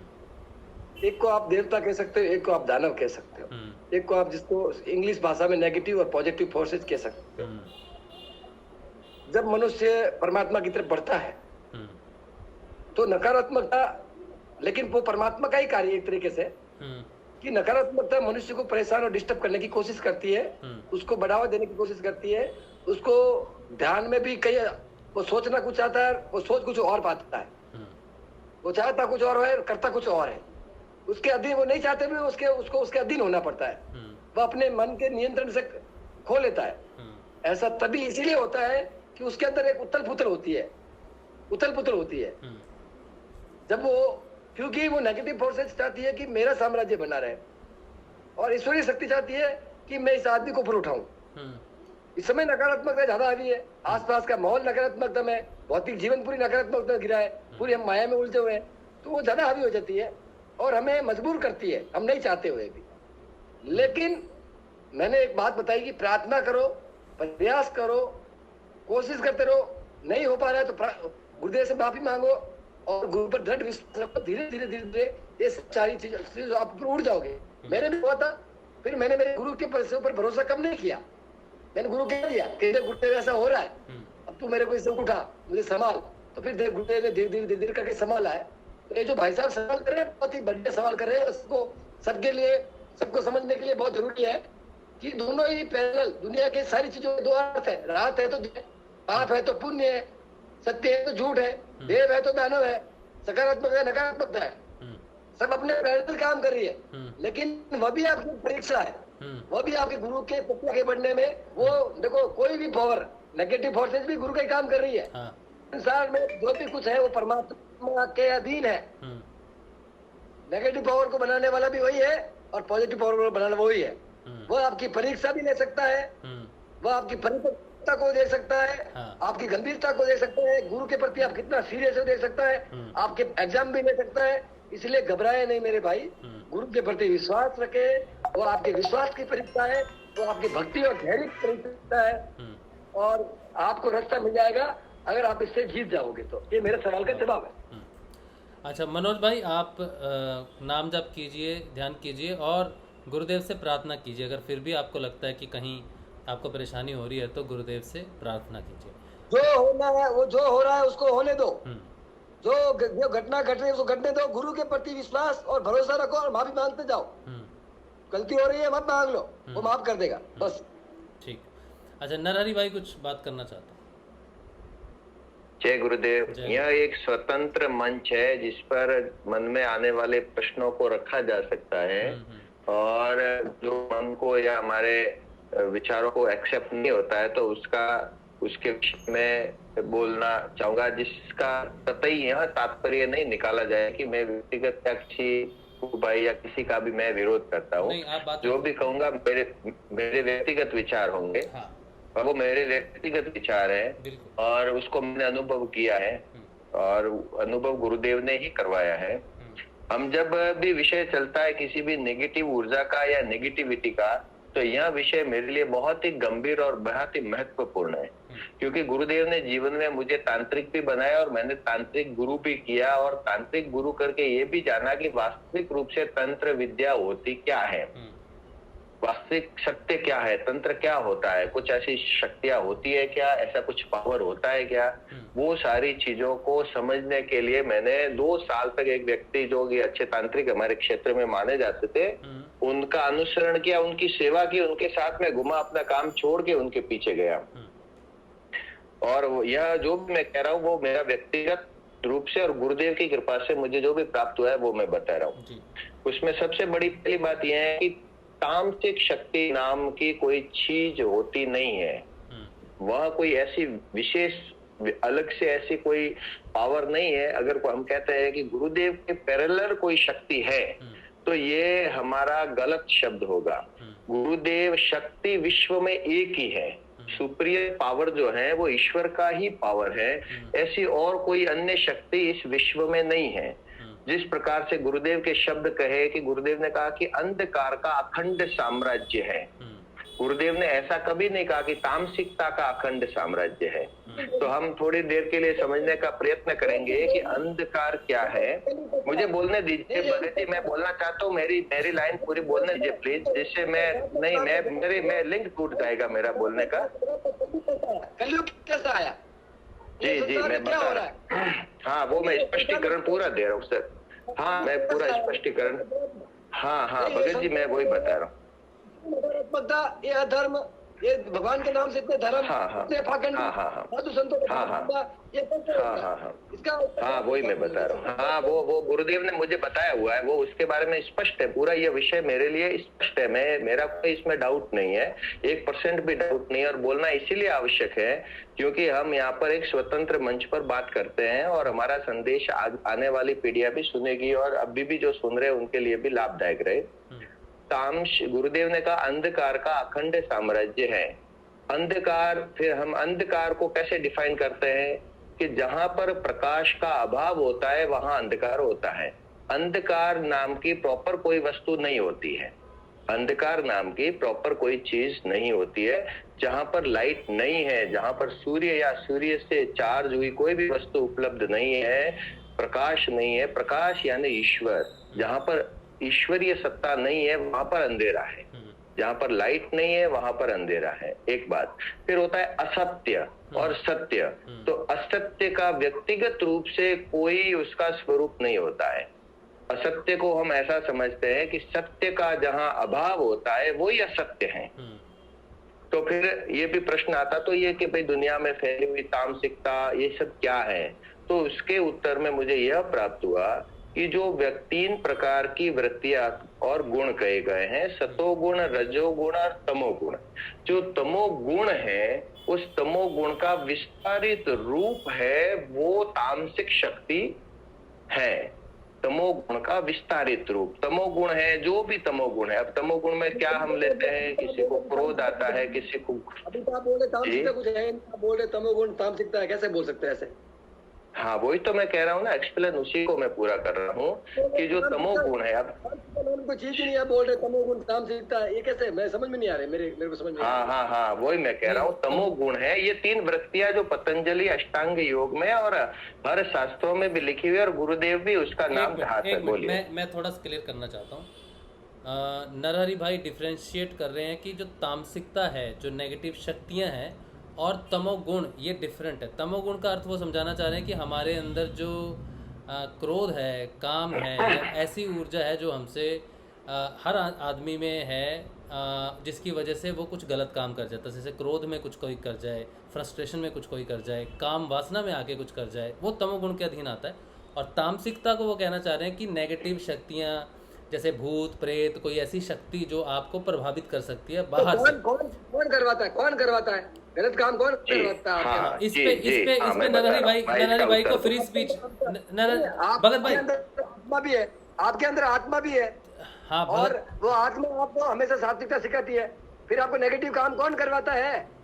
हाँ ये भगत भाई, इनको 10 मिनट देते हैं, नरहरि भाई को 10 मिनट देते हैं। कोई बात नहीं, आपसे गलत काम कौन करवाता है? जी मैं वही बता रहा हूँ, वही बता रहा हूँ सर, वही बता रहा हूँ। भगत भाई, हम इनके प्रश्न का जवाब देंगे, आप देना इनकी प्रश्न का जवाब। इनको 10 मिनट के लिए पूरा बोल लेने दीजिए, नहीं तो फिर वो उनके मन में घूमता रहेगा। नरहरि भाई 10 मिनट आपके, आप बात कीजिए, फिर भगत भाई बोलेंगे उसके बाद। तो ये जैसा कि प्रश्न है कि ये हमसे कौन करवाता है, तो करने वाला जो चेतन तत्व है, जो परमात्मा है, वो तो सुप्त अवस्था में चेतन एक तत्व है, सुपीरियर पावर है, जो सबकी सब शरीरों में, मानव और पशुओं की योनि में एक समान, हर जीव में एक समान रूप से वो चेतन है। चेतन को हम ऐसा समझ सकते हैं कि एक इलेक्ट्रिक पावर है, और जो हमारा शरीर है, जो कार्य करता है, ये एक इलेक्ट्रिक मशीन है, और ये जिसके ऑर्डर्स, जिसके सुपीरियर पावर से काम करती है वो तो चेतन है, लेकिन जिसके अधीन होकर कार्य करती है वो 3 गुण है, उसके रजोगुण, तमोगुण और सतोगुण। 3 प्रकार के गुण, 3 प्रकार की वृत्तियां, इनको 2 शब्दों में परिभाषित किया गया है।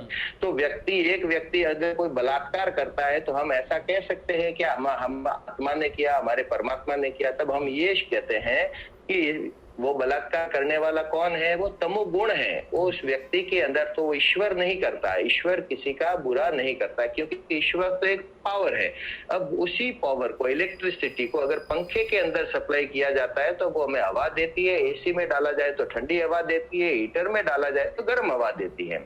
तो जब हम उसको इस्तेमाल अलग अलग यंत्रों के द्वारा अलग अलग प्रकार से करते हैं और इसका रिजल्ट हमें अलग अलग मिलता है, सर्द गर्म, ऐसे कूलर में डाल जाए, पंप लगा दे, पानी की मोटर लगाओ तो शीतल, यानी हर प्रकार का कार्य कर सकता है। लेकिन उसके अंदर जो पावर काम कर रहा है, जो सुपीरियर पावर काम कर रहा है, वो चेतन है, वो परमात्मा है जो सुपीरियर पावर काम कर रहा है। लेकिन तीनों का रिजल्ट अलग अलग क्यों हुआ? एक गर्म हवा है, एक ठंडी हवा है, एक जल दे रहा है। इसका कारण ये हुआ कि जो गुण काम कर रहे हैं, सतोगुण और तमोगुण और रजोगुण, तो जो तमोगुण कार्य कर रहा है उसी का विशालतम रूप है वो तामसिक शक्ति या तामसिकता कही गई है। उसको हम दूसरे शब्दों में इस प्रकार भी समझ सकते हैं कि जब व्यक्ति के अंदर तमोगुण उत्पन्न होता है तो वो चेतन में नहीं होता है, वो शरीर में, जो ईश्वर ने शरीर की रचना की, उस शरीर के अंदर, शरीर 7 कोषों से बना और 3 गुणों से बना। उसके अंदर जो 3 गुण है उसमें एक जो तमोगुण भी है, उसका कार्य है क्रोध, झगड़ा, परेशानी, दूसरों को परेशान करना, किसी का अहित करना, निजी स्वार्थ की प्राप्ति करना, वो है तमोगुण। फिर क्या रहता है कि वो जो तमोगुण है जब धीरे धीरे बढ़ता है, शुरुआती दौर में ऐसे बढ़ता है कि मैं कुछ कार्य कर रहा था और मेरे हाथ से मुझे कोई काम नहीं हो रहा है, तो उस समय मुझे क्रोध आता है, मेरा धैर्य कम हो जाता है। धैर्य कम होना यानी सतोगुण का डाउन होना, और फिर मुझे क्रोध आने लगता है, तो वहां पर वो क्रोध उत्पन्न हुआ।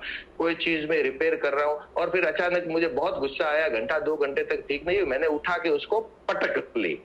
पटकने से नुकसान हुआ मेरा ही हुआ, लेकिन किसने किया? तो उस समय जो शब्द दिया जा रहा है वो हम ऐसे कहते हैं कि वो तमोगुण ने किया, लेकिन धीरे धीरे वो तमोगुण तामसिकता शब्द के अंदर बढ़ता गया। अब लोग कहते हैं भूत होते हैं, प्रेत होते हैं। मैं आपको अगर कोई मानता है तो स्पष्ट कहूंगा कि भूत प्रेत नाम की कोई चीज होती ही नहीं है। ये सिर्फ और सिर्फ आपके मनोमय कोश में उत्पन्न होने वाले तमोगुण का प्रभाव है। भूत इसलिए होता है क्योंकि आपका मन उसको भूत मानता है, और ईश्वर इसलिए होता है क्योंकि वो है। ईश्वर को अगर कोई नहीं मानता, कोई कहता है कि मैं नहीं मानता ईश्वर को, तो भी है, लेकिन अगर भूत को आपका मन मानता है तो ही वो हो सकता है, नहीं तो वो कहीं नहीं हो सकता।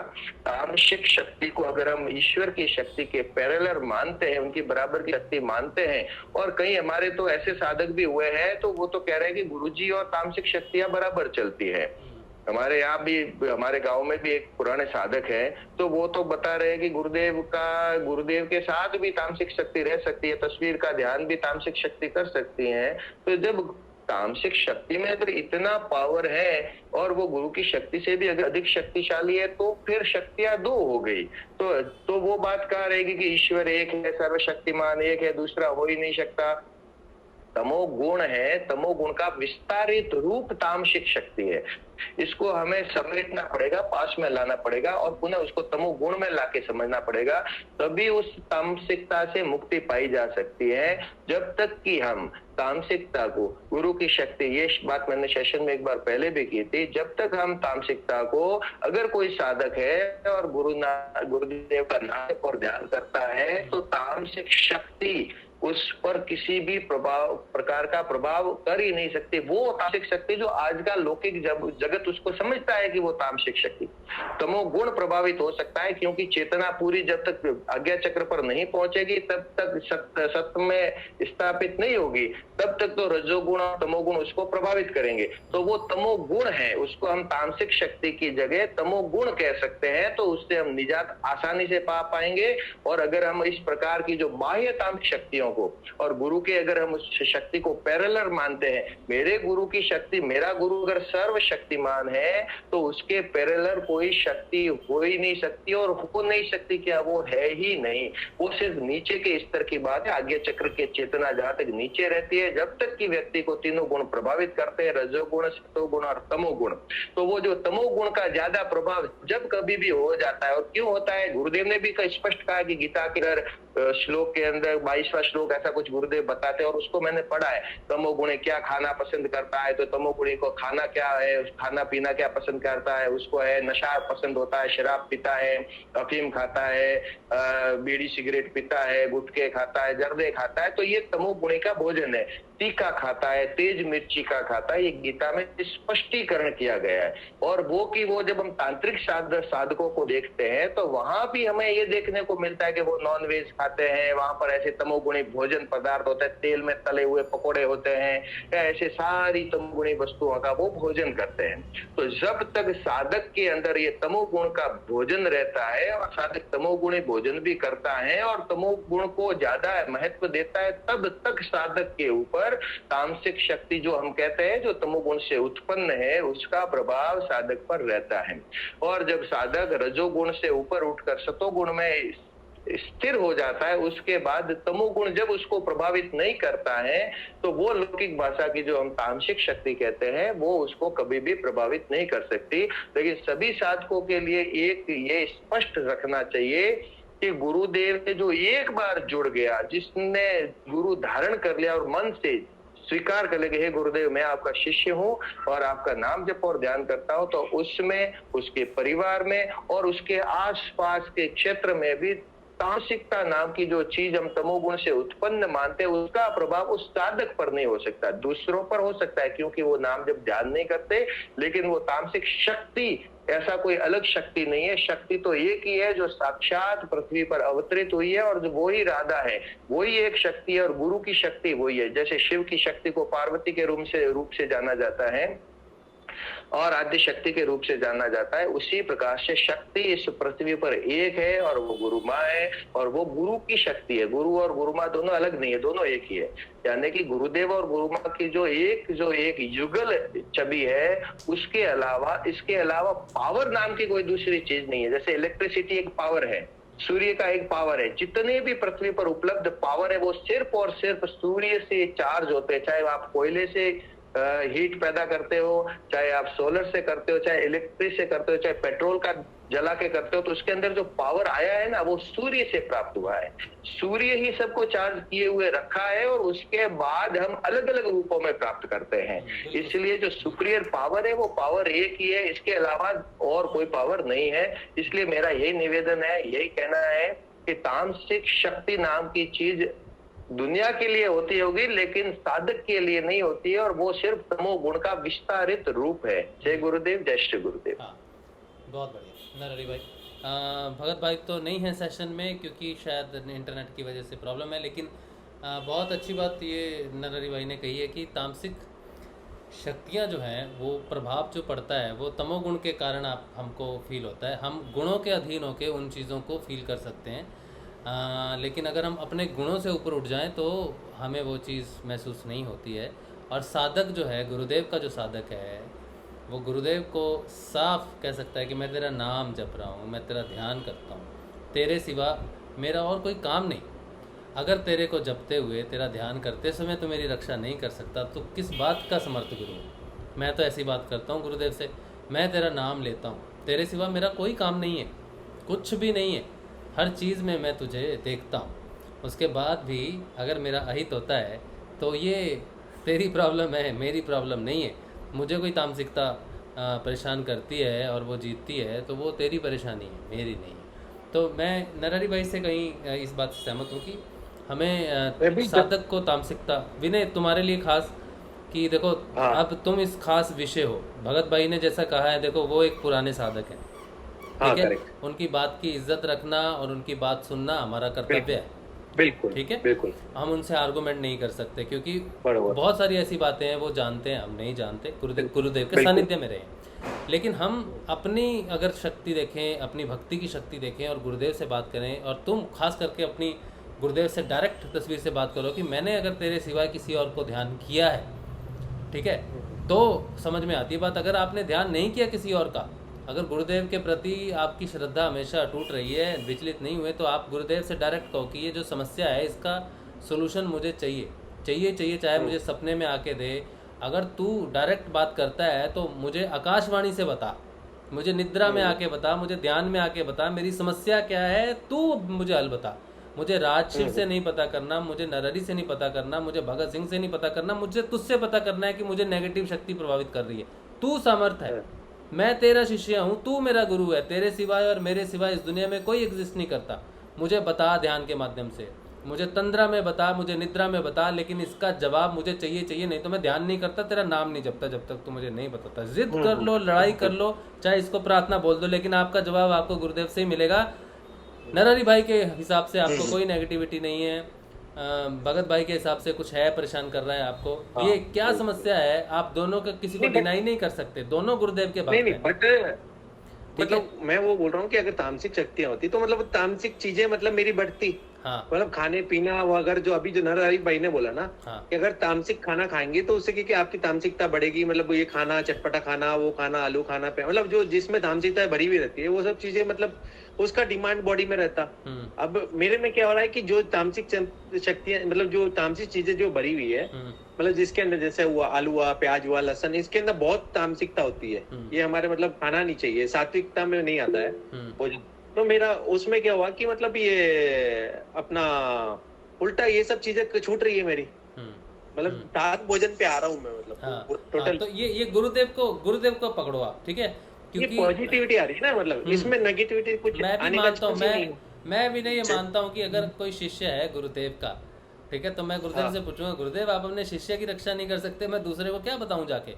वो पूछेगा मैंने भी तो ध्यान करता था गुरुदेव का, उसको तो बाद में आके पकड़ ली, तो क्या गारंटी है। तो मैं तो गुरुदेव को कहूँगा, गुरुदेव हाँ बहुत सारी चीजें मतलब क्या कि वो देखिए पॉजिटिविटी में आ रही है। मेरे पास तो क्या बहुत पॉजिटिविटी में आ रही है। और अभी निद्रा का भी जैसे इतने दिन से चल रहा था, तो कल मैं ऐसे ही गुरुदेव का वीडियो मतलब देखा था, तो गुरुदेव ने मतलब उसमें एक वीडियो में वो उनकी अमेरिका वाली भक्त थी, उसके साथ में वीडियो में बताया था कि जो योगी रहते हैं ना, योगी को 5 मिनट अगर वो नींद ले लेते हैं ना, तो 8 घंटे की नींद पूरी हो जाती है उनकी।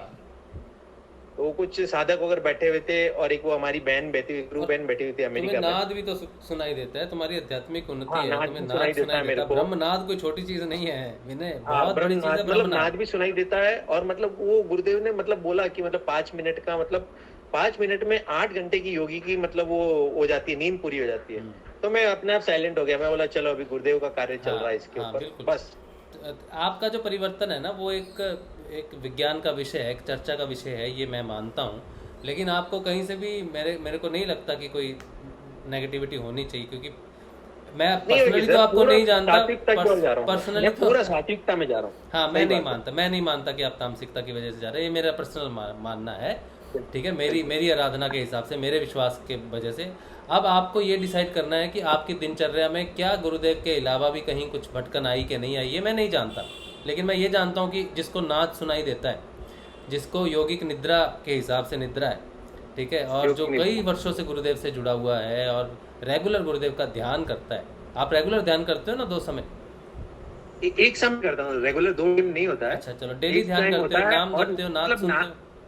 नाद मतलब मंत्र जाप भी इतना होता है सर, मेरे से खुला बोलता हूँ, मंत्र जाप भी इतना रहता है। बट क्या है कि एक आस्था मतलब गुरुदेव के प्रति पूरी अटूट है। मतलब तो चाहे मैं गलत कार्य करता हूँ तो भी गुरुदेव को साक्षी मानता हूँ, अच्छा कार्य करता हूँ तो भी गुरुदेव को साक्षी मान के कार्य करता हूँ। शुरू से वो रहा आपके अंदर जो परिवर्तन है कि सत्य को धारण करना। क्योंकि मैंने आपसे एक बार जब मेरे प्रश्न हुए थे, तब आपने कहा था कि किसी को धोखा नहीं देना, ऐसी चीजें किसी को बताना कि देखो गुरुदेव, एक बंदे का आपने मार्गदर्शन भी किया था जिसकी वजह से। बिल्कुल बिल्कुल। तो ऐसी बातें तो एक भक्त में ही हो सकती हैं, एक साधक में ही हो सकती हैं। तो उसको अगर थोड़ी समय के लिए विचार नेगेटिव हो सकते हैं हमारे, लेकिन हमारा पूरा जीवन प्रभावित नहीं कर सकती वो चीजें, ठीक है। थोड़े समय के लिए हमें परेशान कर सकती हैं। जैसे ही मैंने गुरुदेव को नमस्कार किया, गुरुदेव का ध्यान किया, तो उसकी क्या औकात की वो टिकी रहे, है ना। तो वो विचार है, एक नेगेटिव हो सकता है, हमें भटका सकता है, हमारे मन को भटका सकता है। लेकिन हमारे जो ग्लैंड्स हैं जिससे खाना पीना चलता है, वो उनको कैसे प्रभावित कर सकती है वो चीज़ें। ग्लैंड तो मेरे ईश्वर के अधीन है, मेरे प्रभु के अधीन है। तो वो ग्लैंड पे अधिकार करके बैठी है, मेरे हृदय पे अधिकार करके बैठी है, या मेरी जीवा पे अधिकार करके बैठी है। ऐसा अगर मैं इससे जीवा से गुरुदेव का नाम जप रहा हूँ तो वो कितनी देर बैठी रहेगी यहाँ पर? नहीं बैठ सकती, ठीक है। तो ये आप बिल्कुल शांत मन से गुरुदेव से फोटो से प्रार्थना करो कि मेरे को ध्यान में बताओ, कैसे भी बताओ, मेरा मार्गदर्शन करो कि ये क्या हो रहा है, आपको पता चलेगा। उसके बाद भगत भाई की रिस्पेक्ट करते हुए उनसे बात जरूर करो, लेकिन उससे डीमोटिवेट नहीं होना है किसी भी प्रकार से आपसे। क्योंकि कोई मुझे कह दे कि तू नेगेटिव है, ठीक है, तो मैं तो अपनी साधना को देखूंगा, ए प्रभु ये क्या हो गया ठीक है। मुझे तो कहते हैं ना लोग, बहुत सारी मुझे कहते हैं, ठीक है। तो मैं तो इसको ही पकड़ता हूँ, दोनों को ही पकड़ता हूँ। मैं तो इनको पकड़ लेता हूँ जब भी, ले मेरी नेगेटिविटी से तू बच के दिखा, या तू लड़ इससे। ये देख मैंने पहन लिया, इसको पहना हुआ है, अगर इसके पहन के मेरे हृदय में अगर वो नहीं है ना राम, तो कोई बात नहीं। लेकिन मैं जानता हूँ कि मेरे हृदय में वो राम है, फिर दुनिया कुछ भी बकवास करती रहे, मुझे उससे फर्क नहीं पड़ता, ठीक है। तो और आप भी बस बात सुनो, भगत भाई की भी सुनो, क्या कहना चाहते हैं। हो सकता है आपके काम की कोई बात मिल जाए, जो बात जाननी हो वो मिल जाए, ठीक है। जरूरी नहीं है कि वो अलग तरीके से ली जाए, ठीक है। बट मेरे को क्या लगता है कि मेरे अंदर मतलब ईश्वर का बहुत बड़ा कार्य चल रहा है, मतलब आने वाले समय के लिए। बिल्कुल हम सबका ही वो कार्य चल रहा है, लेकिन हमें सारी ऑप्शंस खुली रखनी चाहिए, डिप्रेस नहीं होना किसी भी प्रकार से। बात सुनो, उनकी बात सुनो, वो क्या कहना चाहते हैं। कोई एक पॉइंट मिल सकता है जहां पर आपको काम करना होगा, ठीक है। और बिल्कुल तस्वीर से बात करो और गुरुदेव से बात करो कि गुरुदेव मेरा मार्गदर्शन करो। उसके बाद कहाँ से मार्गदर्शन कैसे होता है वो खुद जानते हैं, ठीक है। अच्छा चलिए, हाँ, नवीन यादव की आईडी से कौन है? राजवीर बोल रहा हूँ मैं। राजवीर भाई, हाँ राजवीर भाई। क्या है कि मेरा वाला नेटवर्क कम रहता है ना, तो मैडम वाले से मिला रखा। अच्छा चलो बढ़िया, हाँ जी। तो अब जो भाई ने बताया तो वो मेरे को ना आज सब चीजें खोल के इतनी आसानी से बताई, देसी सिंपल से मुझे सब कुछ समझ में आया कि जितनी हम सोच को अच्छाई की तरफ ले जाएंगे ना, तो नेगेटिव तो पास आएगी नहीं। हाँ। रही है कि जिस भाई को खाने में जो महक आ रही है ना, तो आपको पता है मैं किस डिपार्टमेंट में काम करता हूँ? हाँ, किस डिपार्टमेंट में काम करते हो आप बता दो एक बार फिर से। मैं पर्सनल बता दूंगा, आप ना उसको मेरा फोन नंबर दे देना। अच्छा अच्छा, चलो ठीक है ठीक है ठीक है। ठीक है ना? हाँ, उनको मेरा फोन नंबर दे दो राजवीर के। अच्छा, तो एक बार बात कर लेगा कि उसको खाने में महक आ रही है, तो उसका सोल्यूशन मैं उसको बता सकता हूँ बारीकी से। अच्छा चलो बढ़िया। विनय आप एक बार राजवीर भाई से एक बार बात कर लो, ठीक है? राजवीर भाई हमारे आपको थोड़ा सा गाइड कर देंगे, मैं नंबर दे दूंगा आपको उनका, एक बार उनसे भी बात करना। भगत भाई से सुबह एक बार बात कर लेना। और नरहरि भाई ने जो कहा है वो भी बहुत अच्छी बात उन्होंने कही है, बहुत अच्छी बात उन्होंने कही है। वो भी मैं मानता हूँ कि वो भी ठीक बात है, अच्छी बात है, और मुझे लगता है कि ये रिलेटिव है। ठीक है, चलो आज के सेशन को यहीं पे रखते हैं और मंथन करते हैं अपना अपना गुरुदेव के प्रति अपनी श्रद्धा, अपना समर्पण, करुण पुकार, प्रार्थना। जो भी भगत भाई ने हमें प्रार्थना के बारे में बहुत अच्छी बात बताई कि हृदय चीर के उसके सामने रख दो कि तू ही है और कोई नहीं है, ऐसी प्रार्थना आपकी होनी चाहिए, तो आपको सब कुछ प्राप्त कर सकते हैं। और किसी के प्रति अगर आपका स्नेह है, वो दुख में है और वो इनकेपेबल है, पोजीशन में नहीं है ध्यान करने के, तो आप ध्यान कर लीजिए उनके माध्यम से। और गुरुदेव को हमेशा याद रखिए, गुरुदेव का हमेशा ध्यान करते रहिए। ठीक है, सुबह मिलेंगे 6:30 बजे। और जो ध्यान का समय है, ये ध्यान का समय हमने जो समय सीमा रखी हुई है उसमें हम अडेप्ट हो गए हैं। 1 साल से लगातार वो समय अडेप्ट हो गया। कुछ दिन हमने वो ध्यान 15 मिनट किया तो मुझे थोड़ी सी तकलीफ़ हुई उसकी, इसलिए कि मुझे मेरा ध्यान 12 मिनट 10 मिनट में मुझे तोड़ना पड़ता है, क्योंकि ध्यान खुलवाना, लगाना और ध्यान से बाहर आने में मुझे 2-3 मिनट लग जाते हैं, जिसकी वजह से थोड़ा सा संतुलन मैंने फील किया है। कल एक बार हम शाम के सेशन में डिस्कशन करेंगे इस स्पेसिफिक टाइम के बारे में कि क्या हमें ये प्रभावित कर रहा है समय। गुरुदेव का आदेश लेके ही हम बैठते हैं 15 मिनट के लिए, क्योंकि गुरुदेव का ऑडियो चलता है। प्रार्थना भी करते हैं कि गुरुदेव 15 मिनट के लिए ध्यान केंद्रित हो। कई बार मेरा सिर्फ 15 मिनट ध्यान लगता है, ज़्यादातर मेरा 15 मिनट ध्यान लगता है, कई बार 20-22 मिनट लगता है, तो रेंज रहती है। कई बार गहरे ध्यान से निकलने में मुझे समय लगता है, कई बार तो मैं ध्यान खुलवा भी देता हूँ तो आपके सामने कुर्सी पर बैठ के कुछ ना कुछ करता रहता हूँ, आपको मालूम है। तो ध्यान की अपनी एक अपना एक अधिकार है हमारे ऊपर में, ये मैं मानता हूँ। 1 साल में मेरा पर्सनल एक्सपीरियंस रहा है। कल शाम को हम लोग स्पेसिफिकली सिर्फ और सिर्फ आपके अनुभव, मैं आपसे हाथ जोड़ता हूँ, पाँव पड़ता हूँ आप सबके कि प्लीज़ अपनी आवाज़ बाहर निकालो, गले से जुबान हिलाओ, अपनी वोट रखो, अपनी बात रखो, इस मंच पे आओ, गूगल मीट पे आओ या यूट्यूब पे रहो, लेकिन लिखो, आप जो फील करते हो उसको लिखो। मैं हाथ जोड़ता हूँ आपके आगे, मेरे यहाँ पे बैठे बकवास करने से या कोई और कुछ भी बात करने से, उससे हम 4 लोग अगर बात करेंगे तो वो हमारा विषय हो जाता है। आप 100 लोग हो और बाद में 200 लोग और देखते हैं, कम से कम 400 लोगों के पास, जब मैं मानता हूँ कि ये सारी चीज़ 400 लोग एक दिन में देखते हैं, तो 400 में से कम 200 लोग तो अपनी वोट करो कि आप क्या सोच रहे हो, क्या कर रहे हो, कुछ समझ में आ रहा है कि नहीं कर रहे हैं। या हम रोज़ बात करते हैं, आज बात की, कल आपने भूल जाना। अगर ऐसी बात है तो सिर्फ ध्यान करेंगे और नमस्कार करेंगे, भैया हमें नहीं कोई चर्चा करनी। अगर आप इंटरेस्टेड हो, अगर आपको कुछ फ़र्क पड़ रहा है सत्संग से, अगर आप में बदलाव आ रहा है या फिर आपको कुछ समझ में आ रही है गुरुदेव की बातें किसी के माध्यम से, तो उसको वोट करो, उसको बताओ कि भैया ये भैया अच्छा बोल रहे हैं, ये भाई ने अच्छी बात की है, हम इन्हें सुनना चाहते हैं, हम इस विषय पे सुनना चाहते हैं, तब तो किसी को मोटिवेशन मिलेगी। मुझे तो आपने कभी मोटिवेट किया नहीं कि भाई तू बोलता है ठीक है चल ये बात पे कर ले, लेकिन नरहरि भाई बोलते हैं, भगत भाई बोलते हैं, वो बोल रहे हैं कि कुछ दिन के लिए आएंगे फिर निकल जाएंगे।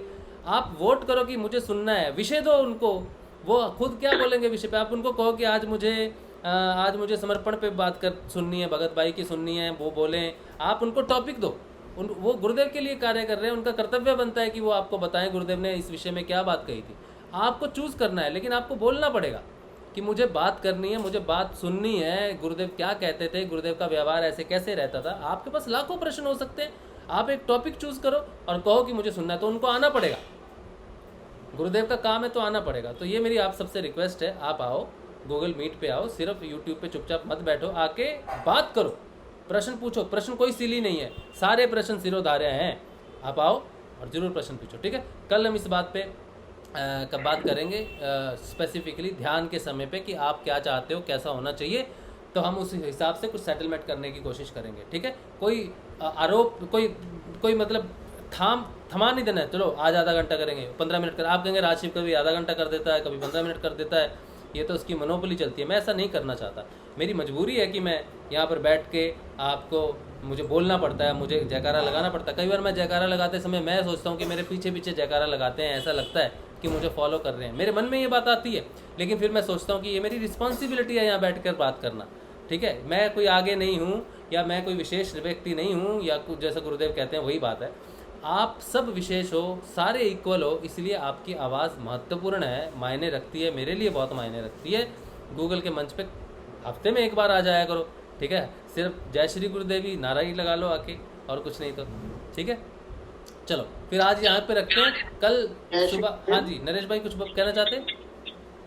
एक छोटी सी बात कहना चाहूँगा। हाँ, कि जो सेशन में जो भी आज डिस्कस हुआ है, हमेशा जो भी डिस्कशन होता है, हाँ, सभी गुरु भाइयों को सेशन खत्म होने के बाद में एक बार इस चीज पे आत्म मंथन करना चाहिए कि सेशन में बात क्या हुई। हाँ, ये बहुत मायने रखती है। हम केवल सेशन सुन के उससे अगले दिन के लिए फिर प्रिपेयर हो जाते हैं कि आज कुछ नया सुनेंगे। हाँ, तो बेटर है कि दिन में उस चीज को हम रिपीट करें कि कल के सेशन में बात क्या हुई। हाँ, ये बहुत जरूरी। बिल्कुल। और कमेंट्स जब आप करते हो ना सेशन देख के, तो जय गुरुदेव लिखते हो, जय श्री गुरुदेव, जय श्री दादा गुरुदेव, ये लिखो। इसके साथ जो सेशन हुआ है उस पे 2 लाइनें लिख दो कि सेशन में आपको क्या अच्छा लगा है, क्या बदलाव कर सकते हैं, या फिर आप अपना इनपुट जरूर दो।